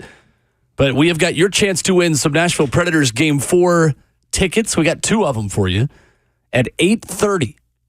That is your time to call in. We've also got a family 4-pack of Nashville SC tickets as well coming up in 25 minutes. Looking forward to that. If you're really lucky, maybe you could go to both. Actually, I think that's against the rules. Never mind. I think that's like literally the first question Robert asks you if you win something is, have you won something before? Oh, is it? Oh. I don't even have to ask anymore. We've got newfangled technology that lets us know when the last time you won something was. These spoiled kids these days have no idea what it was like to produce back in the day, do they? Just, have you won anything before? Are you sure? You promise? All right, cool. You promise? You really promise? Don't make me go check the public file. Yeah. Hey, I'm actually here for you. I'll still tell you a fib. But like, nope, I hadn't won yet. What was it you tried to call in for like last year? What? There was something in particular that you were trying to go to. I know it wasn't Travis Scott tickets. We hadn't given those away here. What was it that I was trying to go to? Was it? We didn't give away Drake tickets. No, we didn't give away Drake. I wish we would have. We wouldn't have had any to give away. We wouldn't have. I forget what it was. If we'd done that, I mean, nothing was the same after that didn't work. I figured I would just say the album title and then the rest. I figured I would just say an album title and the rest would take care of itself. But I couldn't make it work. Anyway, Brian Callahan talked about offensive linemen yesterday. He doesn't just like the first round ones. He likes them on all 3 days. Take a listen to this. I mean, just from my point of view, it's a bunch of good players. You know, there's probably more offensive linemen than there's been in past classes. I mean, this feels deep in terms of the talent that's available. And the same thing with the receivers. I think the receiver classes are pretty similar these days, where you're going to have a handful of high-end talent that's probably going to go in the higher parts of the rounds, and there's going to be some depth in the class that's got a lot of different options for what you're looking for in a receiver. So that part's been it's been consistent, I think, with previous years, but you're always going to find depth in the receiver classes. I think overall, there's always going to be good players available, and then this, I think, is a pretty strong offensive line class. I think we'll see where it all shakes out, but evaluation wise, there's some really good players there. People are saying maybe this means that he's just not going to take Joe Alt. I mean, come on. Pre-draft press conferences tell you everything you need to know. We dig so deep into it. Joking. Or just if Joe Alt's not there, they're not scared to take a wide receiver and, possibly get even a tackle in the second round early. Options are open. I'm being extremely sarcastic. Yeah. Options are simply open from what he has to say there. Yeah, they are. And of course, the guy you love to take is, of course, Joe Alt and what he can mean for your franchise moving forward. But here's the thing, too, is it's always fascinating when you talk about drafting offensive linemen and stuff like that, because you don't see the immediate results of that draft pick probably until the next year also. You'll probably see some foundation stuff set in place. I think if you did a poll, and we've talked about this before, if you asked this fan base, how did you feel about Peter Skoronski's play, he'd probably get a C on the year. You know what I'm saying? He finished it out as healthy as he possibly could for a dude that had surgery in the middle of the season. You don't see those immediate results if you draft a wide receiver, a running back, a tight end, or a quarterback. You see them make plays. The only time you see offensive linemen is when they have something bad going on. So if you're looking at a safe pick, the best pick is probably Joe Alt. If you're looking for the pick that's going to have you making headlines and, hey, having a young rookie become a dude, immediately, it could be one of these wide receivers. And that's the balance that you have to end up giving yourself, is saying, all right, do I want to see this guy's jersey number all the time, or do I want to see my quarterback standing up eventually? And it may not even be year one. Again, there is an adjustment period for when you draft offensive linemen. But as Coach Callahan just said, it's plentiful right now. The thing is, which one are you getting? You getting the premier left tackle, or you getting the guy that may have to move over to left tackle if you end up taking Tali Fuaga, J.C. Latham, Marius Mims, or somebody like that? and I'm assuming, and I'm not in that room and I'm not in that building every day in terms of where the coaches are, but he talks to his dad all the time. He's getting his dad's insight on every single tackle prospect that is out there right now. And I'm sure that Bill Callahan would love to work with a diamond, right? Not maybe the what is it, lab-grown one? Yeah. Where maybe you're going to get a little bit later on. No offense to anybody who's getting their significant under a lab-grown, but maybe they really want the real diamond. And I think it's important at this point with how much this team has tried to get the right offensive line blend in the mix. I thought this was interesting, and Paul Kaharski retweeted it this morning from Warren Sharp, who put this out in terms of total draft capital used to draft offensive linemen in the last 5 years. The Titans have used the 5th most draft capital on the offensive line in those last 5 years. And like Paul said, here we are. That's exactly what's so mind-boggling. So you really got to get it right, too. You do. And the difficult thing about that is the two teams at the top of that chart are the Giants and the Jets. And yet Warren Sharp tweets, no team over the last 5 years has a higher quarterback pressure rate than the Giants and the Jets. The two teams that have used the most amount of draft capital over the last 5 seasons have had the 2 worst offensive lines over the last 5 seasons. Yeah. So at that point, it does, again, remind you that even the most can't-miss prospects sometimes miss within this context. But as far as the trade-back conversation, as Ran Carthon says it, that we talked about a half hour ago, where he says, there are players on our board that would require us to stay where we are, not trade back, if they're available. Brian Callahan says, well, there are also offensive linemen throughout the entire draft that we like, not just in the first round. If you are trading back, what do you have to get in return? What is the price that you have to receive in order to say, okay, my non-negotiable players are no longer there, I'm willing to move back? What do you have to get? If whoever team wants to move up for me and get a quarterback, I need a little bit heavier ransom for that one, first and foremost. So if you're telling me you're moving up to 7 to get a quarterback, cool. All right, well, give me a 2.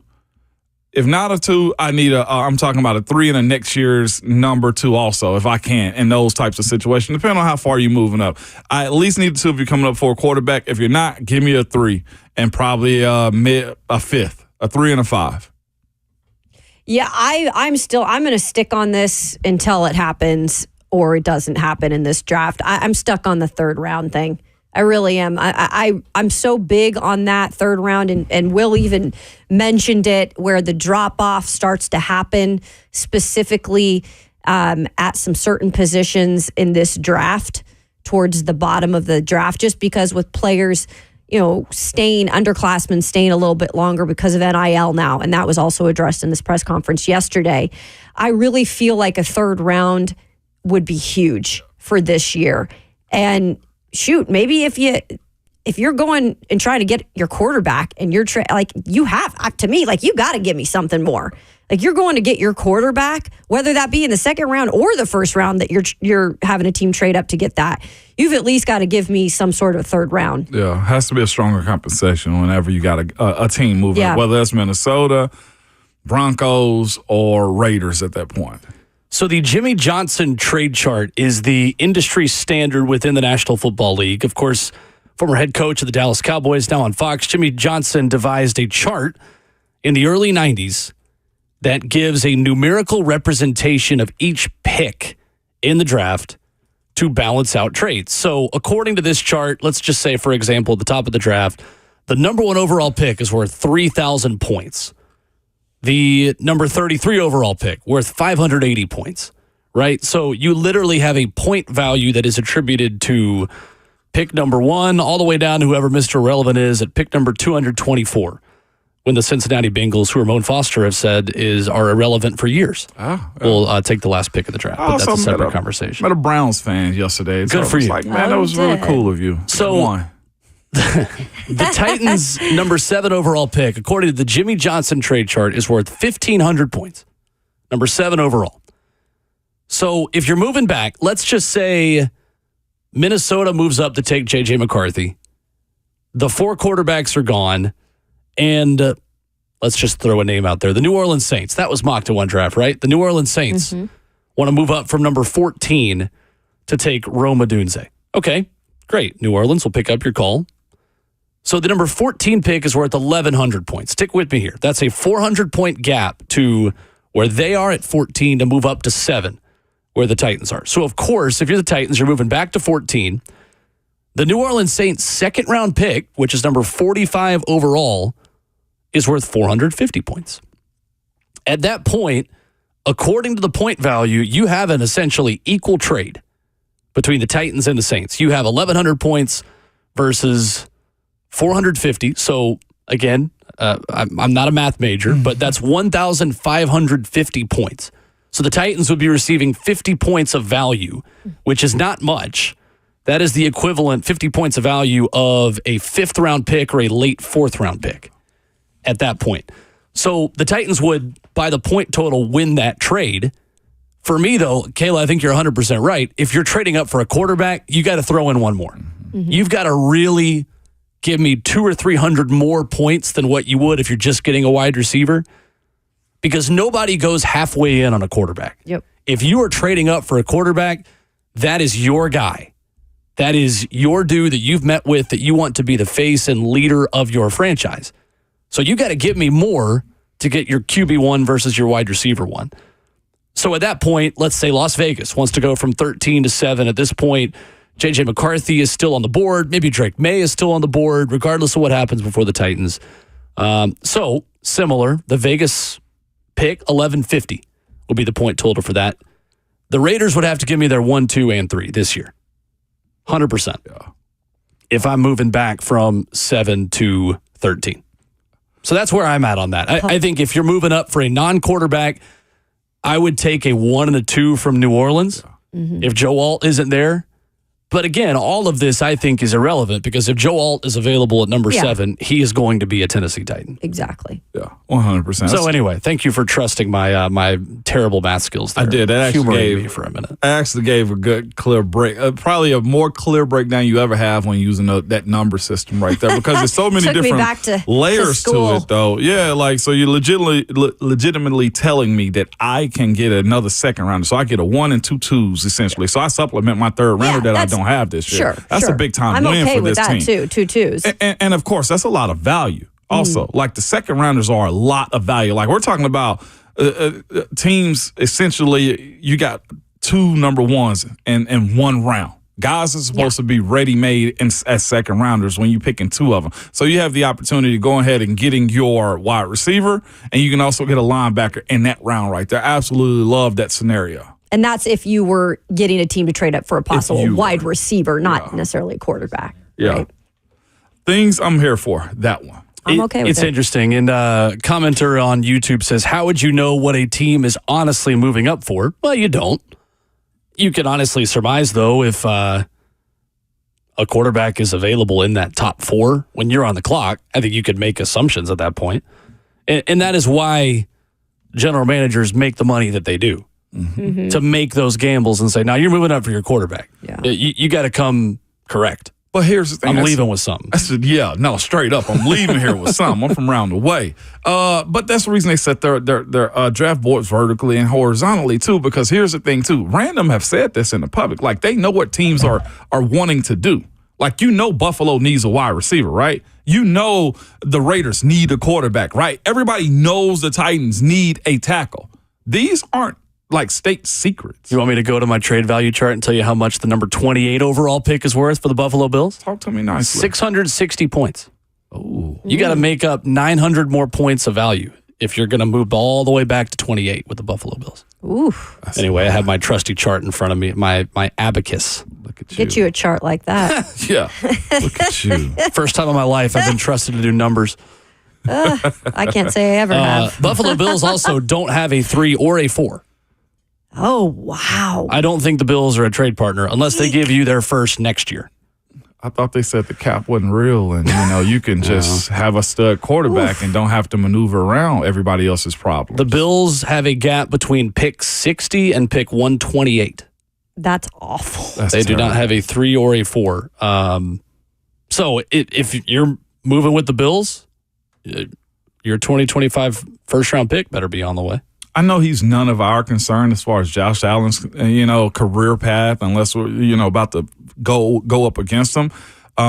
He's got a lot on his plate. I'm not sure if Diggs being out is a great thing for them because, again, they're in a position right now where they didn't win it, didn't make it all the way to the show at all. Like, they had 0 appearances in this time, and now you're putting a lot of pressure on him to go do what Aaron Rodgers did. You know what I'm saying? Like, that's one thing we said a second ago as it pertains to your quarterback making lesser talent stars. Like, can he do that? You lost Gabe Davis and Stephon Diggs, and now you only have you got your tight ends in the first 3 rounds. And right now they've got tight ends there, but there's not a lot surrounding him other than that. Like that window, I don't care what people say, it is closing quickly. I think that window's done. Quickly. So, yeah. I think it's always open as long as Josh Allen's the quarterback, but that's a separate conversation. Yeah, I ain't giving him that much grace.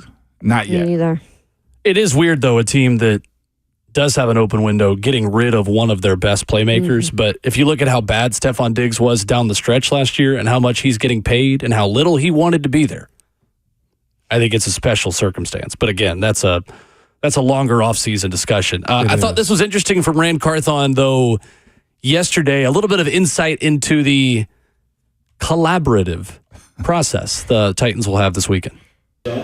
Is it a Ran decision or is it a consensus decision? No, it's a us decision. Everything we do is us, and that's why we spend the time that we spend together and understanding where we are.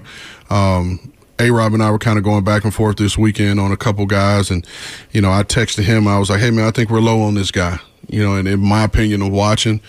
And so if A-Rob, he's going to come back with the facts. And he's like, hey, scouts see him here, the coaches see him here.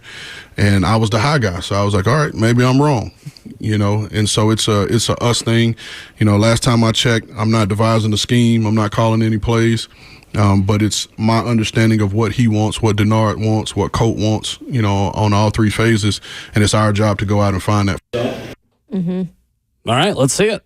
I love that. That's what that stood out to me in that presser yesterday, big time.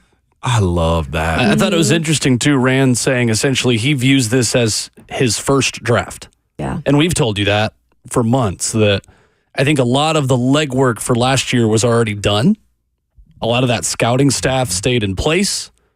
Ran Carthon walked into a room that already had a lot of their draft board figured out, maybe in pencil, and they put it in pen with his help. And Ran Carthon obviously was very involved, I would say, from what we know in last year's draft. But he views this really as his first full draft as the general manager of the Titans. Because this is his whole staff right here, right? He came in as an outsider last time. His system. Yeah, it's his system, guys. I just love the fact, though, that he said, look, it's a us thing. And look, as a GM, I can be wrong. It's beautiful that the coaches, have the bigger voice in those decisions. I think that's huge. Again, if all else fails, the product on the field has to be good. And it's on the coaches to say what they do or don't like as far as prospects go. Especially if their big emphasis in this coaching staff is development. They've gone over this 50 million times. So they better get a say in terms of what they're about to develop or not develop. With that. 615-737-1045. Coming up, we've got some Nashville SC tickets. You could take the whole family, a family 4-pack. For the people, Saturday night, a gorgeous night upcoming this weekend in Nashville as NSC takes on San Jose. We've got that for you. Plus, we've got former Tennessee football coach Derek Dooley pitching a very interesting proposal that could change college football as we know it. That's next.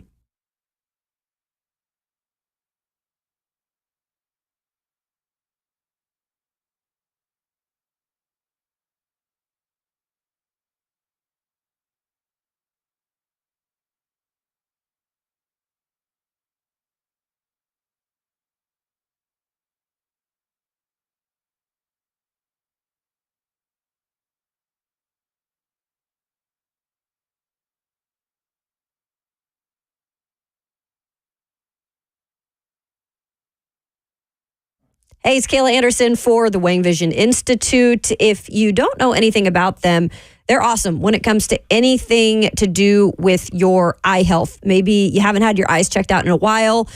Look, I put mine off for years, finally went in and did it. I was a little scared too, but they make you feel right at home. The doctors are top notch and they get you prepared for what you need now and even in the future. They also get you prepared for having skin that you don't need to do anything with because it's just so smooth. Yeah, that's the intense pulse light treatments. They're great, non-invasive.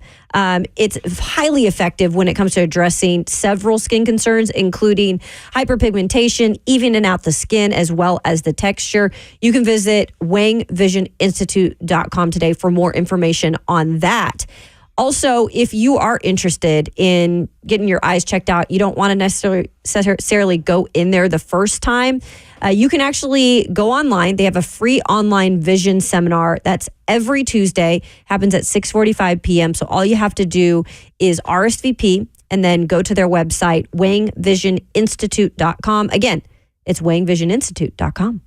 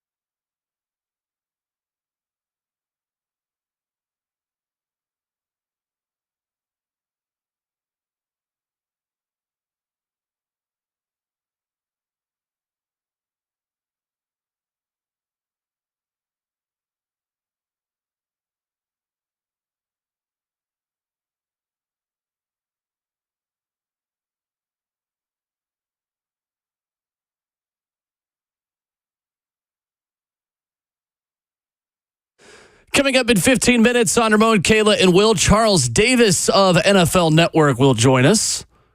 You will see him on the set all weekend long from Detroit for the 2024 NFL Draft.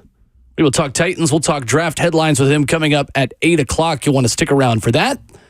And right now, we got some tickets to give away, 4 of them, as Nashville Soccer Club gets back in action at the Castle this Saturday. And of course, your flagship station for NSC has your chance to win a family 4-pack to see the boys in gold as they host San Jose at Geodis Park.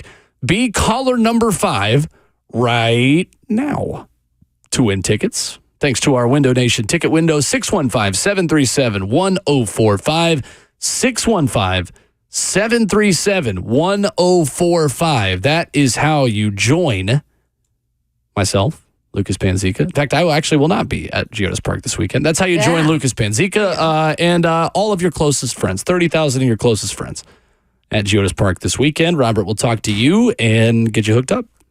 There you go. There we go. Derek Dooley wants to start a group of 5 playoff. It's a real sentence.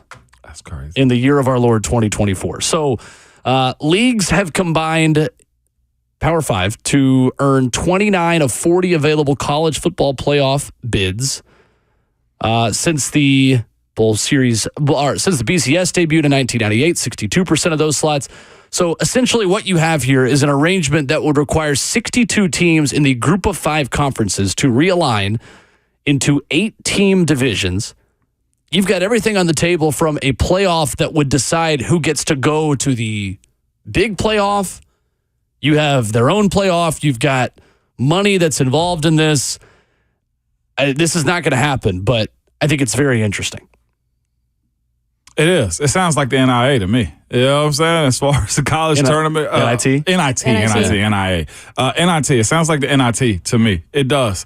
Again, I think it should be super competitive. And again, if you're trying to entice people to stay in school and not get poached off by other bigger universities in Power 5 situations or whatever they're about to be, then you have to end up having to do something and like this. It's the Big Ten and the SEC that have combined to earn 29 of 40 available playoff bids and 62% of BCS championship games starting from 1998. Got that stat wrong.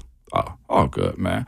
But this is how you keep it intriguing for the rest of college football, though. I somewhat agree with them to have something at this level. And it's not minimizing. It's just that there needs to be eyes on every other team other than the Power 4, Power 5, whatever these conferences is about to be. Like this kind of stuff leagues makes me happy because obviously I cover the SEC. I've actually covered the SEC majority of my life. Now, when I think about it, I've been down here a big chunk, and I'll be the first to admit that like this is the power conference, and the Big Ten is right there. Another conference that or league that I covered before I came here.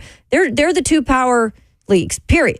I mean that it is what it is at this point, but coming from a dismantled Pac-12 and a proud, supporter of my alma mater at Washington State, I still, and really competitive school in terms of sports and football, but I still want to see, like, selfishly, my alma mater have some opportunity somewhere. And I'm sure there's a lot of people around the country that feel the same way that might not be, necessarily from the big power conferences. So I'm always good with something like this, but knowing in the back of my mind too, that like the best football and where the money is always going to be these 2 conferences with the Big Ten and SEC. So one group of 5 administrator tells CBS Sports, you've got presidents and chancellors in the group of 5 now saying, why would we sit around waiting for the inevitable, which is a total break by the SEC and Big Ten?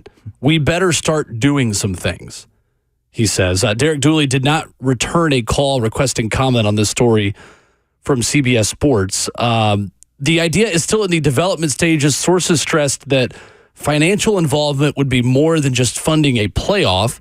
In one iteration of the proposal, as described to CBS Sports, 8 division champions would play at the end of the regular season for the group of 5's guaranteed college football playoff berth.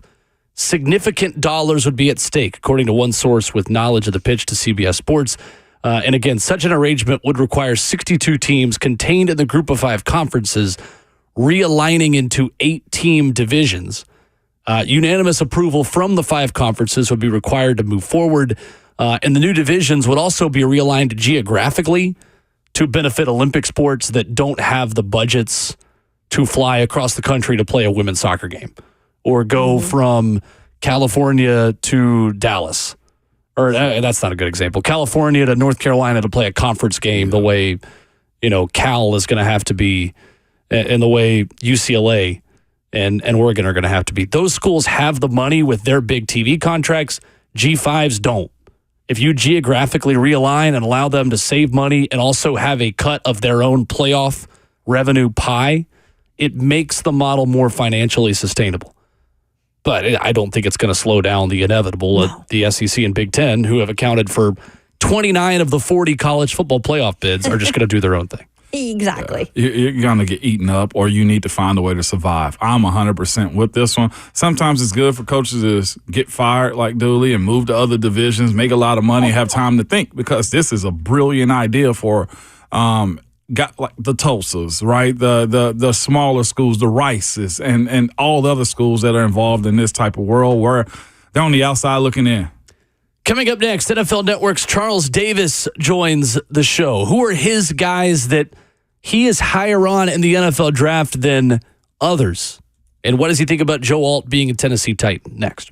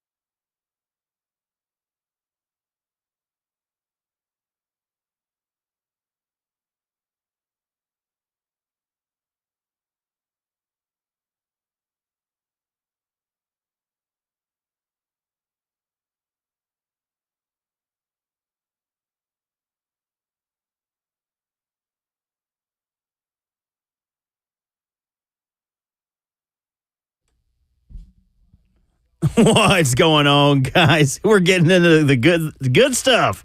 Draft coming up. I didn't have my sports update. I'm not going to lie to you guys. Good morning. 104.5 The Zone. Robert Walsh. A trade ahead of yesterday's NFL draft deadline. Former number 2 overall Zach Wilson headed to the Mile High City. Jets traded Zach Wilson and a 2024 7th-round pick to the Broncos in exchange for a 2024 6th-round pick. Denver's quarterback room now holds Wilson, Jared Stidham, and Ben DiNucci. With the draft only being 1 day away, Ran Carthon's phone has to be buzzing. Here's what the general manager had to say about teams interested in the 7th overall pick. People are nosy, and I think we owe it, to our organization. I owe it to Coach Callahan and his staff to, listen to all calls, no matter where they fall, just to see if it's anything enticing, if it's anything that's going to, blow us away to make us really want to, trade back. But we're just listening at this point.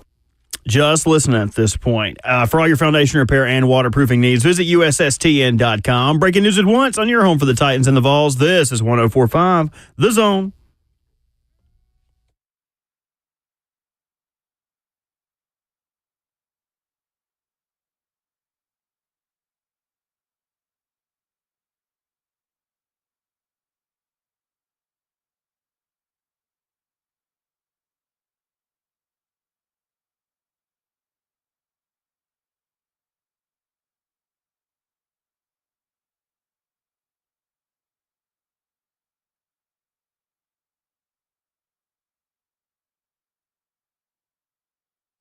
Second half of the show starts right now on a beautiful Wednesday morning in Nashville, Tennessee. NFL Draft Eve on RKW. Brewed by 8th and Roast. Ramon Foster, Kayla Anderson, Robert Walsh is at the controls.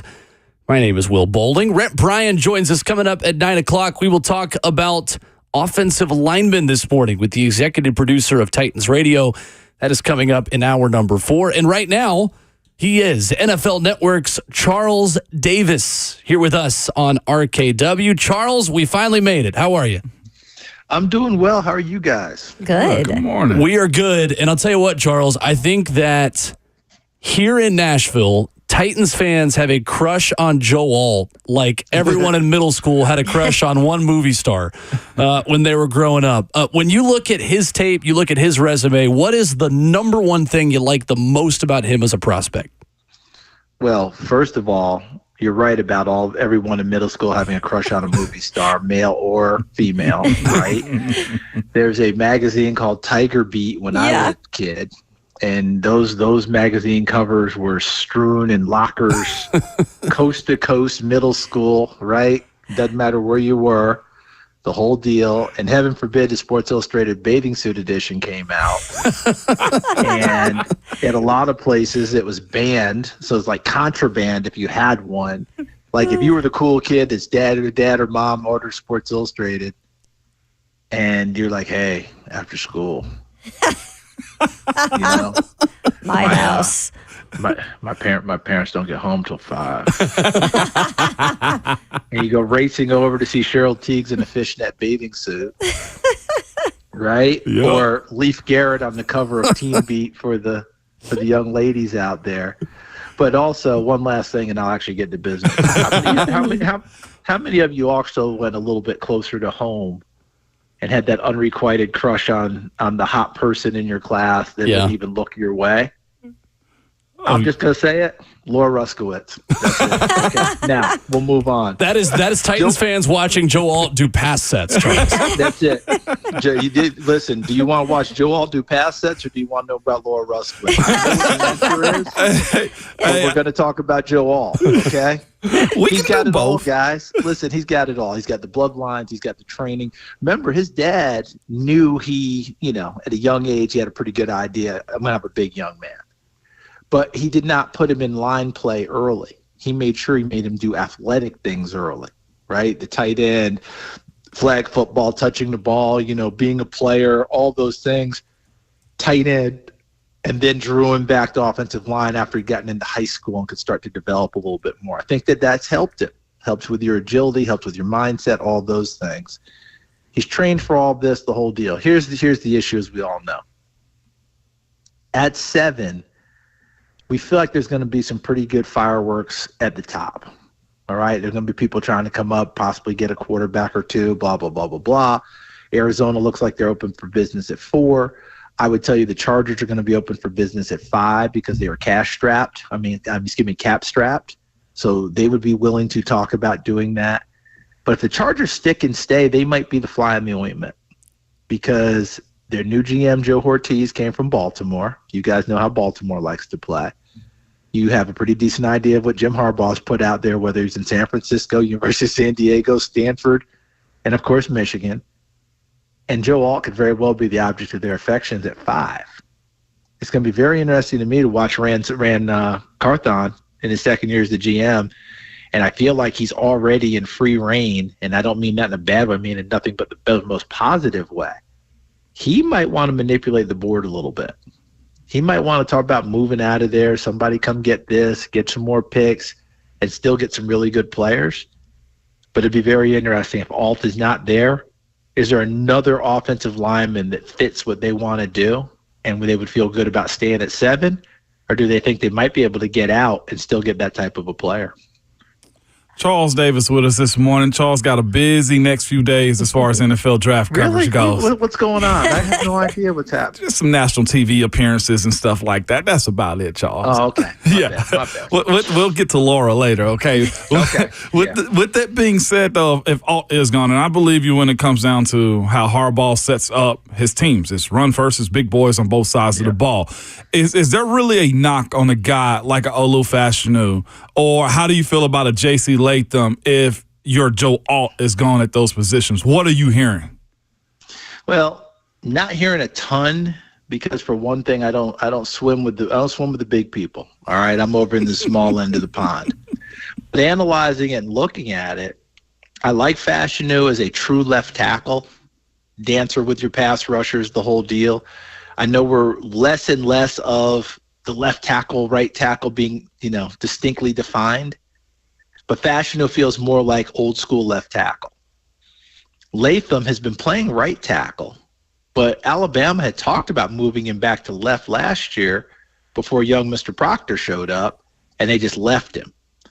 And by the way, your new offensive line coach, father of your new head coach, we know he's the master of offensive line. When he was in Cleveland, they drafted a young man named Jedrick Wills from Alabama, who had been a right tackle his whole career. Where's he playing for Cleveland? Left. Okay, thank you. Teaching and development matters is what you're telling us, huh?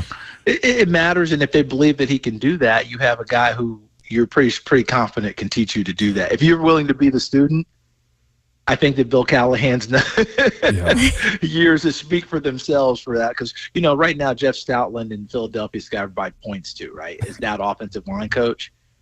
I do think Bill Callahan has kind of gotten short shrift on that in recent years, only because he's been around so long. We're always looking for the newest, hottest thing. Stoutland has become the name people use. If you have forgotten that Bill Callahan knows offensive line play, then you haven't done your homework. Charles Davis of the NFL Network, join us on RKW. So, Charles, let's say that Joe Alt does go to the Chargers. Then you're looking at a possibility. Maybe you've got Rome Odunze still on there. You've got Malik Neighbors. If you're picking between those two wide receivers, Charles, and the Titans have been upfront saying, hey, we love playmakers. Who's the better fit? I love Neighbors. I like him, when it's apples to apples, team to team. Just the absolute sheer explosiveness of him. He plays with that ticked off attitude that you're looking for. He has that Michael Jordan quality of if you say hello to him in a manner he doesn't deem great, he will use that as a slight and come back for you later. And you're like, I just said hello, He's one of those players.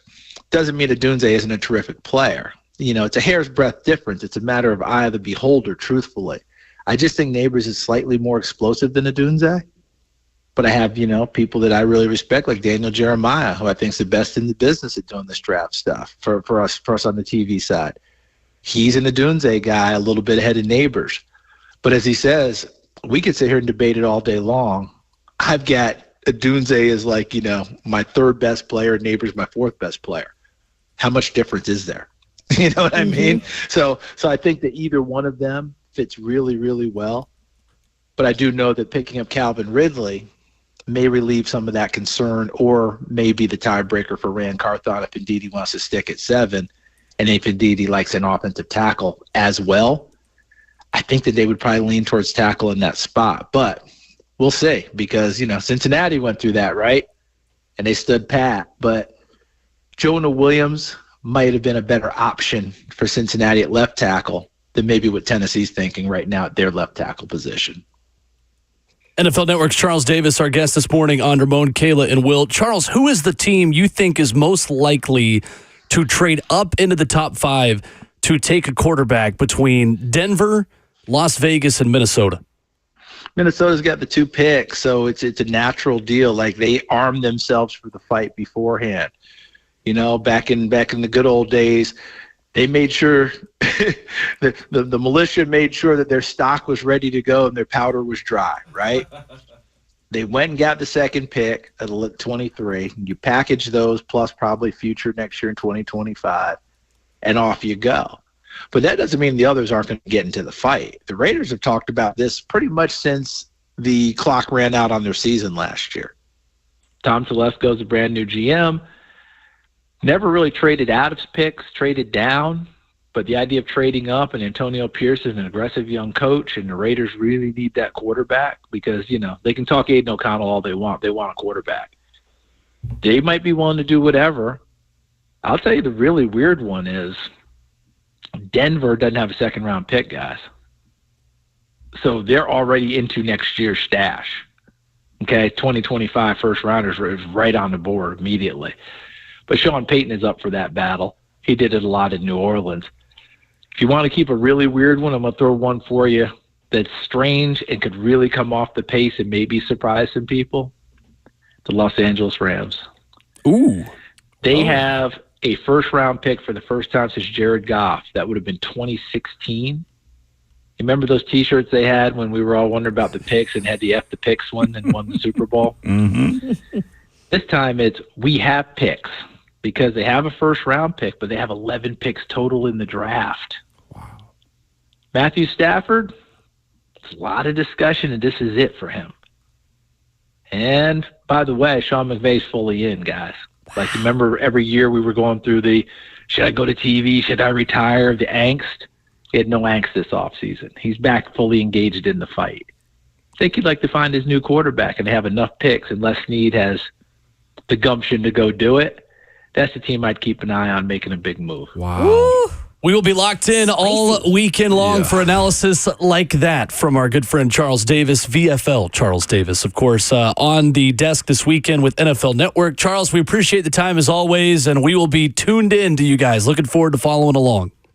I appreciate it. If you guys run into Laura Ruskwood somewhere, tell her. I realized Danny Pine was the choice back then. So what are you gonna do? I love it. Hey, Charles, we can go get them if you want to, man. We can make this up. Like, I'll be your shield. It's okay. I mean, I will tell you this though. Danny Pine in my class might as well have had his picture on Tiger Beat. I mean, when he walked down the hallways, the young ladies were like, "Leaf who? We have Danny Pine."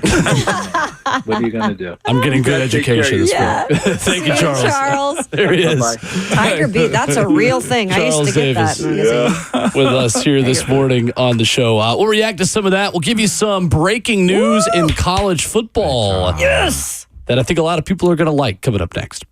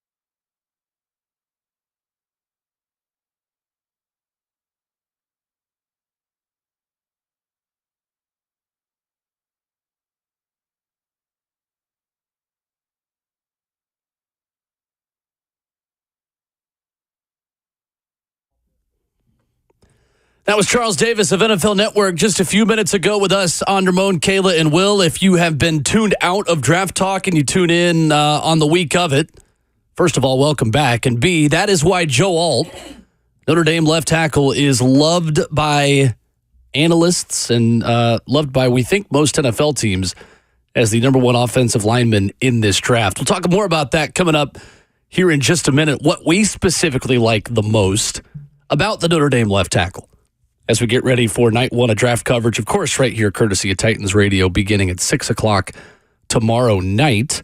We also have your chance to win Game 4 tickets to Preds and Canucks coming up in 10 minutes. So stay tuned for that. We will give you how you can jump in and get your chance to win 2 tickets to Preds and Canucks Game 4. But first, we got breaking news in college football. Reggie Bush is getting his Heisman Trophy back. Amen. Pete Thamel of ESPN. The Heisman Trust will announce today the formal reinstatement of the trophy to Reggie Bush amid what it calls, quote, enormous changes in the college football landscape. The Heisman Trust decision comes after Reggie Bush forfeited his Heisman Trophy in 2010 in the wake of significant NCAA sanctions for USC, which included Bush receiving improper benefits during a Trojans career that spanned from 03 to 05. Look at the Heisman Trust doing the right thing. It only took about 20 years. But you know what? Better late than never, right? Is that the saying that they always go with? Yeah.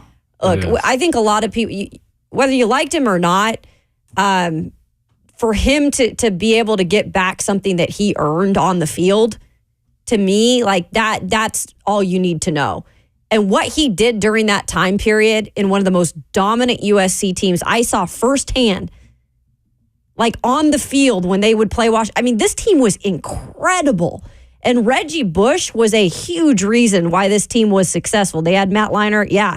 But like, this is a guy, when we talked about running backs in the early 2000s, that was the guy. Mm-hmm. And he earned every single bit of that. And when that was taken away, and then clearly we've seen how the landscape has changed, I think we've all been scratching our heads at like, why has that not been given back to him at that point? And now it is. It was old and outdated when they took it away from him. Back then, this is when NIL should have been incorporated into college sports. Back then, this is when we were begging, like, hey, we need something, give us something. Because of the way we knew these guys were living in Southern California. Everybody knew Reggie had a house. Everybody knew Matt Leinart didn't have to do anything. Lindell White, like, name the players that they had. Everybody knew something was there.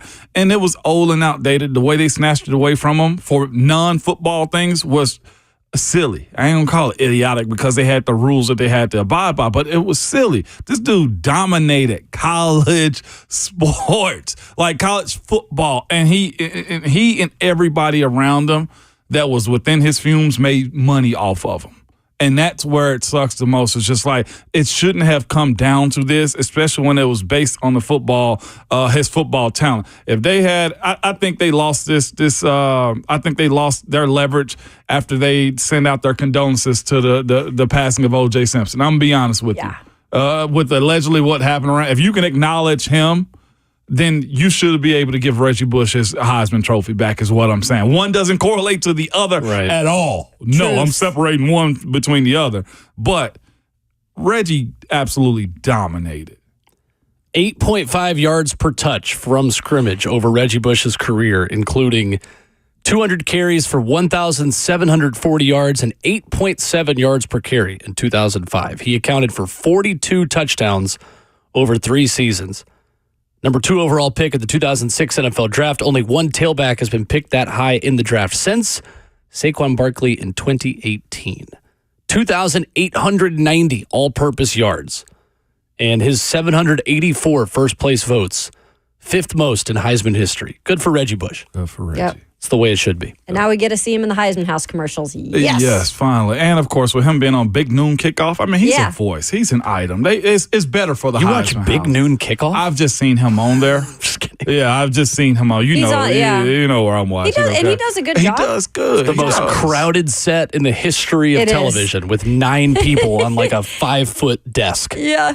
Isn't that where Mark Ingram's also? Mark Ingram, If Brady, you just name Quinn, a former player, odds are they've probably appeared on Big Noon Saturday. Urban Meyer. It seemed like never mind. It's SEC. Pac-12. Brady Quinn, Matt Brady Leinart. Quinn, There's a lot of them.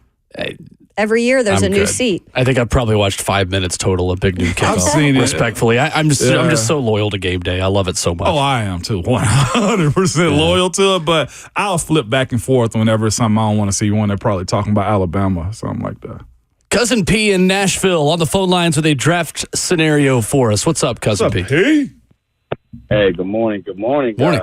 Man, and happy pre-draft Eve. Yes. So, obviously, crazy scenario. A lot of things have to happen before we see things like this go down. But something I wouldn't mind seeing. So we have obviously four top quarterbacks prospects, right? We know two of them are probably going to be going within the first couple picks. We know obviously Caleb Williams and probably I'm guessing Drake May. So that leaves us with two possible prospects. If we have the top three that go within the first, I would say, 3 picks, what I'm predicting is this. I'm predicting that Minnesota gets a little nervous. I'm thinking that they probably want a quarterback. So I'm saying if they maybe draft up or go up in terms of a trade with the Titans, and that's all assuming that the Chargers do not take off.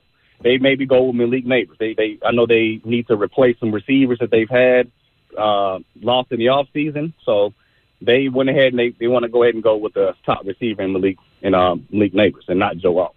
I can definitely see Atlanta taking Dallas Turner. Chicago needs a receiver, so we know the next one off the board will be Rome.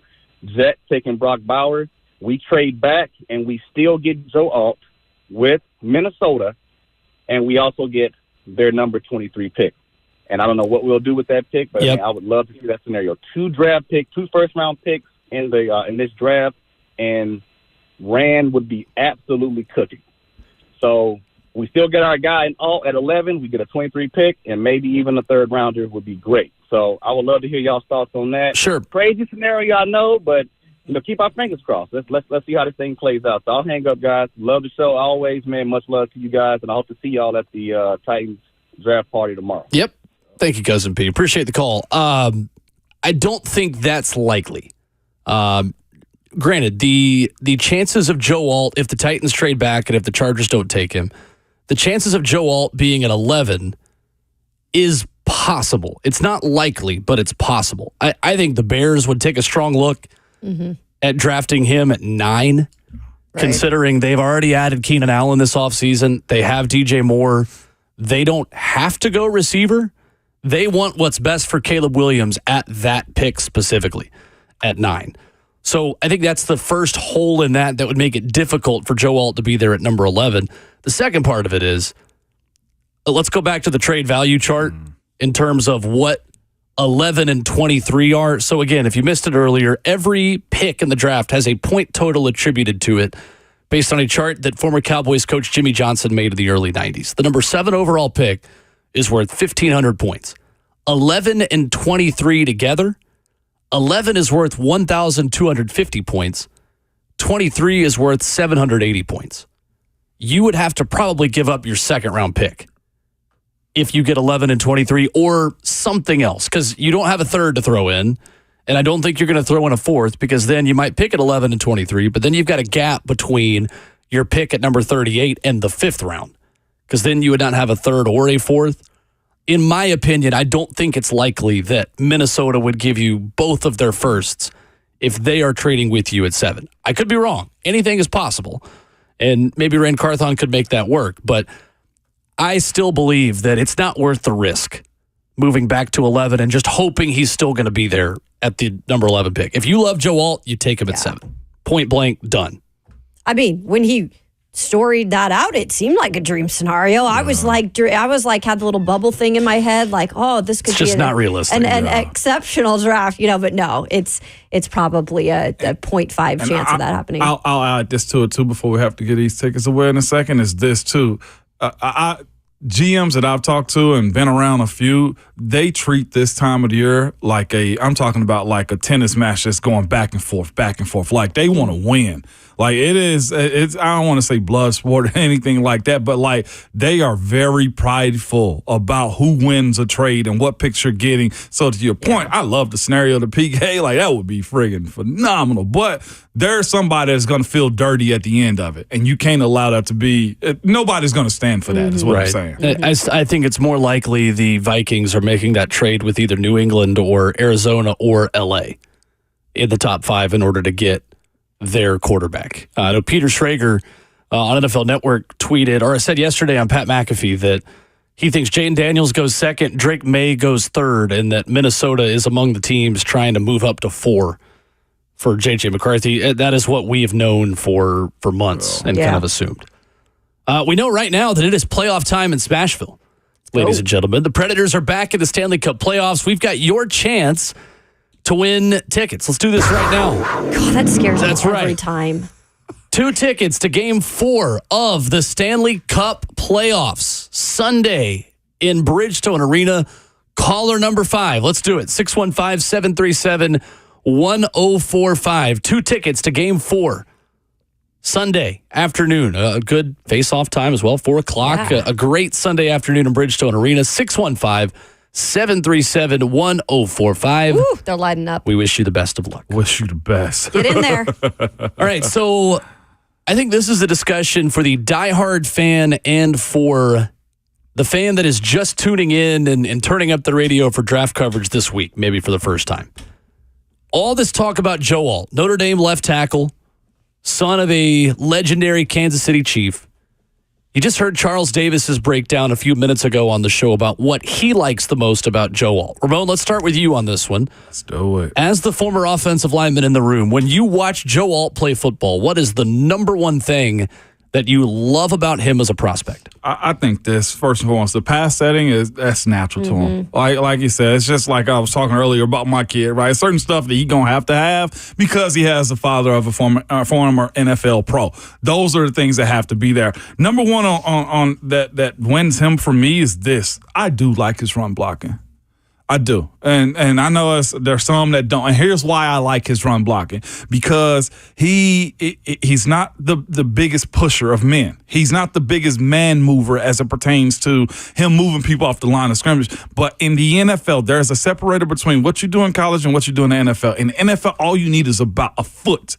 If he wins a foot, and Joe Alt consistently wins a foot, and he's also so big and so rangy that nobody can see over him. So the idea that he's a good run blocker, I will take that all day because that's one of the main things you have to be able to do first. And he does that well enough to where meet in between the person that's going to make the tackle flawlessly does that every single time. He understands angles. He understands how to cut guys off. He understands how to reach guys. And again, I was told again, speed, like size for big offensive linemen equals speed. That is I'm talking about a determining factor on how you stop guys and use your body. He knows how to use his. And Charles Davis saying that earlier somewhat confirmed what I thought about him. But I do like his run blocking skills and ability because that's going to be huge for a guy that's big. He comes off the line of scrimmage, goes from low to high all the time. He's never too high. For a dude that's 6'9", he's never high. Ever. Not a waist bender. He's a low projectile blocker,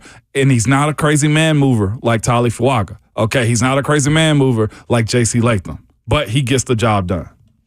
I think the first thing, this isn't the techniques, and I'm not an offensive lineman, so I can look at film and look at it in a different way, but I'll start with first and foremost what I always go to is, even when I was doing TV and I would do a lot of these stories about these prospects and get into what made them who they are. And you dig into this young man's history, and Charles Davis said it, we've said it many times on this, like, not only is the pedigree there for this young man, like, not only did his father play the position, but like his whole family, y'all, is unbelievably athletic. Like he comes from just a gift. And sometimes you can't overlook that. And sometimes when you come from gifts like that, it's almost like players maybe don't live up to their potential sometimes because they're like, oh, we're just naturally gifted in this position or this sport. But that's so opposite of what Joe Alt is. Like everything he's done it to the highest level. A 3-year starter at Notre Dame, left tackle specifically. You're getting so much that, not just like technique with him, but you're getting so much that goes back to like what he was born into. Naturally, he is this, but he also works hard to be this good. And when you're looking at kind of what he does out there, you're talking about how some could say the height is a little too much, but then you go back and look and he does everything right. Where he places his hands, his footwork is remarkable for being this 6'9" guy, at least with cleats on, right? Yeah. I think this is a guy who is light on his feet in pass protection as well. You talked about the run blocking, but in pass protection as well, a guy that's light on his feet. I think everything you talk about with this guy is a positive characteristic. However, I think he's willing and wanting to be more. And I think that's what you want to see out of a prospect at number 7 is a guy that has everything kind of there, but is willing and wants to be more than that. And when he met with Bill Callahan, that was like the first thing he loved about Bill Callahan, because Bill Callahan is black and white in terms of what he expects. Yeah. And I think if you are willing to take that on and say, hey, Bill Callahan said, I'm probably needing to do this better or this, and that's what you want to do and you want to get better, like, man, sign me up for this guy. The more and more I look into Joe Alt and just not only the player he is, but the person he is and the pedigree he comes from. Player, person he is, and pedigree. It's hard to say anyone would pass up on this guy. Dane Brugler's breakdown of The Athletic. Rare redirect and recovery skills, especially for a blocker with his size. Joe Alt, he says, stays light on his feet with big man agility, body control, and instinctive recovery skills to become a high-level run blocker and above-average pass protector early in his NFL career. Dane Brugler of The Athletic goes on to say about Joe Alt, first-year scheme versatile starter. I think that's noteworthy. You're not going to find scheme versatility in every left tackle that's available in the first round. With the pedigree to be a cornerstone player for an NFL franchise. What I love about him is the amount of positions that he has played and how high I believe his ceiling still is. Yeah. Considering he's only been a left tackle for about 3 years. His freshman year of high school, Joe Alt was a quarterback. His sophomore season, he moved to linebacker. His junior season at 230 pounds, he played defensive end and tight end. He moved to blocking tight end and gained 30 pounds between his junior and senior years of high school, where he grew to 260 pounds. He played a little bit of left tackle and blocking tight end, earning him a scholarship offer after his junior season. That was his first scholarship offer, Joe Alt, after his junior season. He was the number 32 offensive tackle in the 2021 recruiting class and the number 6 recruit just in the state of Minnesota as a lean blocking tight end. Dane Brugler says his footwork went from good to exceptional in college. A 6'9" tackle who has only played tackle for 3 years is the consensus number 1 tackle in the draft with exceptional footwork. Those are about 4 different attributes that make you a unicorn as a tackle. One of those attributes on their own could make you the number 1 tackle in the draft. The elite footwork, the higher ceiling, not having a lot of time at left tackle and having so much room to grow. Having a Hall of Fame dad doesn't hurt. All right. He's got all 4 of those attributes. That's what I love about him. 615-737-1045 coming up. Got a good listener question we can take about if the Chargers take Joe Alt at 5, who are all of our picks at 7? Well, we'll do that next.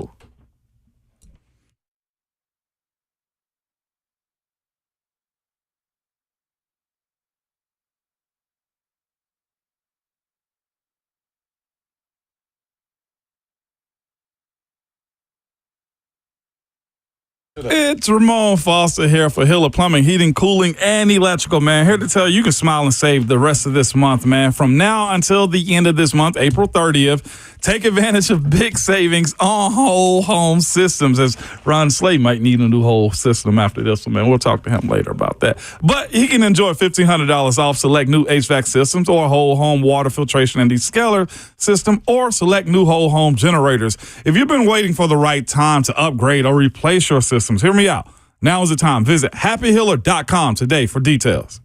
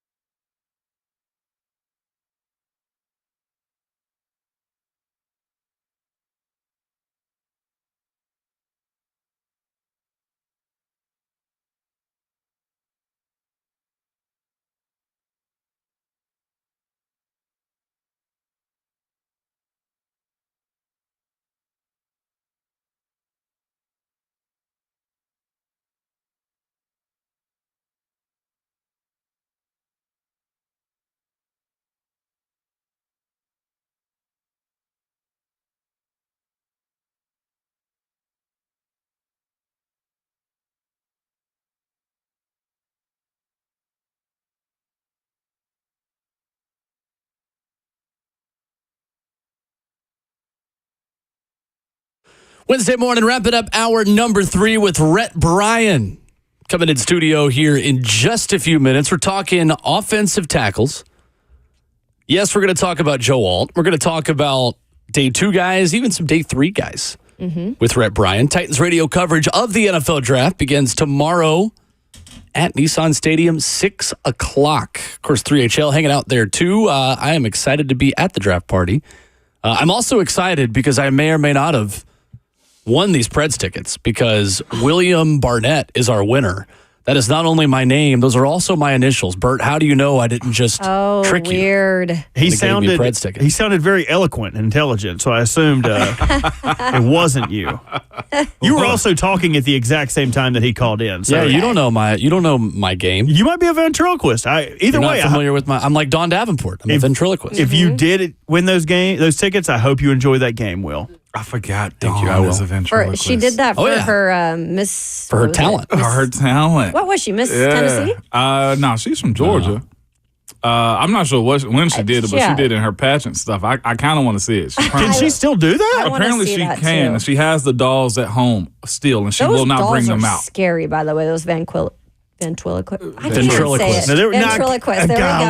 Kayla, don't even try. How many attempts would it take? I wonder if we could get Ron to just move his mouth. If Dawn could be the ventriloquist for Ron on 3HL. That'd be I would awesome. love to watch that. I would too. That'd be fun. Great. Question on Twitter for us, courtesy of Corbin, who writes in at Ramon Kayla Will. If the Chargers take Alt at 5 and the Titans don't trade back, who is each of your pick at 7? So if he's there, I'm going to be real. It's probably Malik Neighbors. I'm going to be real with you. That's where I'm at. I know tackle is a very important position to get, but I'm probably going to go Malik Neighbors just based on value, based on playmaking ability. And again, if you know you can be real with yourself about winning a Super Bowl this year, then this is a build up to win a Super Bowl later down the line. I'm going Brock Bowers. Psych! Just wanted to scare I wanted to raise quick. some hairs real quick. And maybe those were good hairs if you wanted Brock Bowers. You got to give us more time for the hairs to raise. I know. You said psych so quickly. I know. I just didn't want to get I didn't want to get a bad rap for that either. No, in all seriousness, I love Roma Dunze. I really do. But in terms of fit, the more and more that I hear breakdowns of it and I hear the things about Malik Neighbors being like a dog. Like I loved how Charles Davis kind of like sketched him out in terms of he even would get kind of like a chip on his shoulder if you asked him the wrong way. Like if you asked him like, hey, how you doing or whatever. I think that like I said, that room needs guys like that. That are just going to go out there and be ballers and have that dog mentality as a receiver. I don't want a diva necessarily, but I just feel like Malik Neighbors would be a really good fit here under Brian Callahan. So he's just going to be probably a little bit over Roma Dunze for me. But if Malik wasn't there, I would take Roma Dunze. Malik Neighbors first choice, Roma Dunze second choice, Olu Fashanu third choice, trade back fourth choice. Got it. So you would go Olu before you trade it back? Yeah. Okay. I'm with you on that one. Because I think at that That's point, fair. I just don't think it's likely that there is one of the 4 quarterbacks available to be picked at 7. I just don't think you're going to get what you would need to get in order to move back. I don't think that offer exists. I really don't. Yeah. Obviously, Mike Keith said it on our show this week. He said it on social media. Like, would I want to trade back over taking Olu Fashanu? Of course.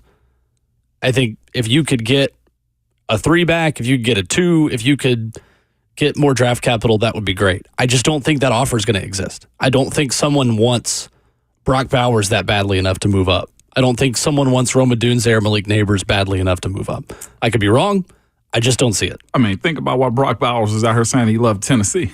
He know if nobody in that top 10 takes him immediately, then, I mean, he might slide because where's the need for a tight end? And he's a great playmaker, but it's a specialty piece. I think you could make the argument the Titans are talking about how much they like some of these receivers and putting it out there they like receivers in order to raise that price a little bit, to be fair. Oh, yeah. Raise the price for 7 of like, we have guys here we really like, so you've got to really come correct and pay us for this pick if you're going to come take it for us, because we're perfectly fine taking a receiver. because one of the three of Marvin Harrison Jr., Roma Dunze, and Malik Neighbors are going to be available. And if not, if all three of those guys are gone, then Joe Alt's going to be available. You're in a great spot. There have been seasons where someone sitting one pick in front of the Titans is maybe going to take their guy, or two picks in front of the Titans is maybe going to take their guy. There's like three guys that I'm coming on here Friday morning ecstatic about. Yeah. If the Titans make them Titans, so Dunze, Neighbors, and all. I'm with you Lucky on number that. 7, baby. Bowers, I would not be happy with. No, I wouldn't either. That's why I said psych. Yeah. Bowers, I would not be super thrilled with. I would probably talk myself into it by the time training camp starts because I'm good at that. But it is not my first choice. I think you could be talked into anything after a month has passed of the draft. That's so, like right now, we've seen these numbers and seen these rankings so many times that, like, oh, I wouldn't want him there, or that's too high for this guy. But in a month, we'll all be excited about whoever the hell they draft. Sure. Question on Twitter, final question before we get to Rhett, says, is there a way the Titans walk away with Joe Alt and Brock Bowers? I don't see any scenario of that. No. Somebody's got... No, I don't see any scenario of that. Somebody wants Houston all over again, how aggressive they were last year. That's what you want. They had to be bad a lot longer than the Titans have been bad to put themselves in that situation. Jay in the chat really quick says, like a good neighbors, he will be there. Hey. Was that good? Did you get what I was saying there? He will be there. Was my tone I there? Okay. Rhett Bryan at Titans Radio is wrong, coming up next. We will have a ton of time to react on what you want to do in the draft, your picks, our mock drafts tomorrow. We've got Rhett the rest of the show. He's about to come in the studio. Take over. And we're going to do the whole last hour of this show with the executive producer of Titans Radio. So we will get back to your comments and calls tomorrow. And Rhett B talks tackles with us coming up next.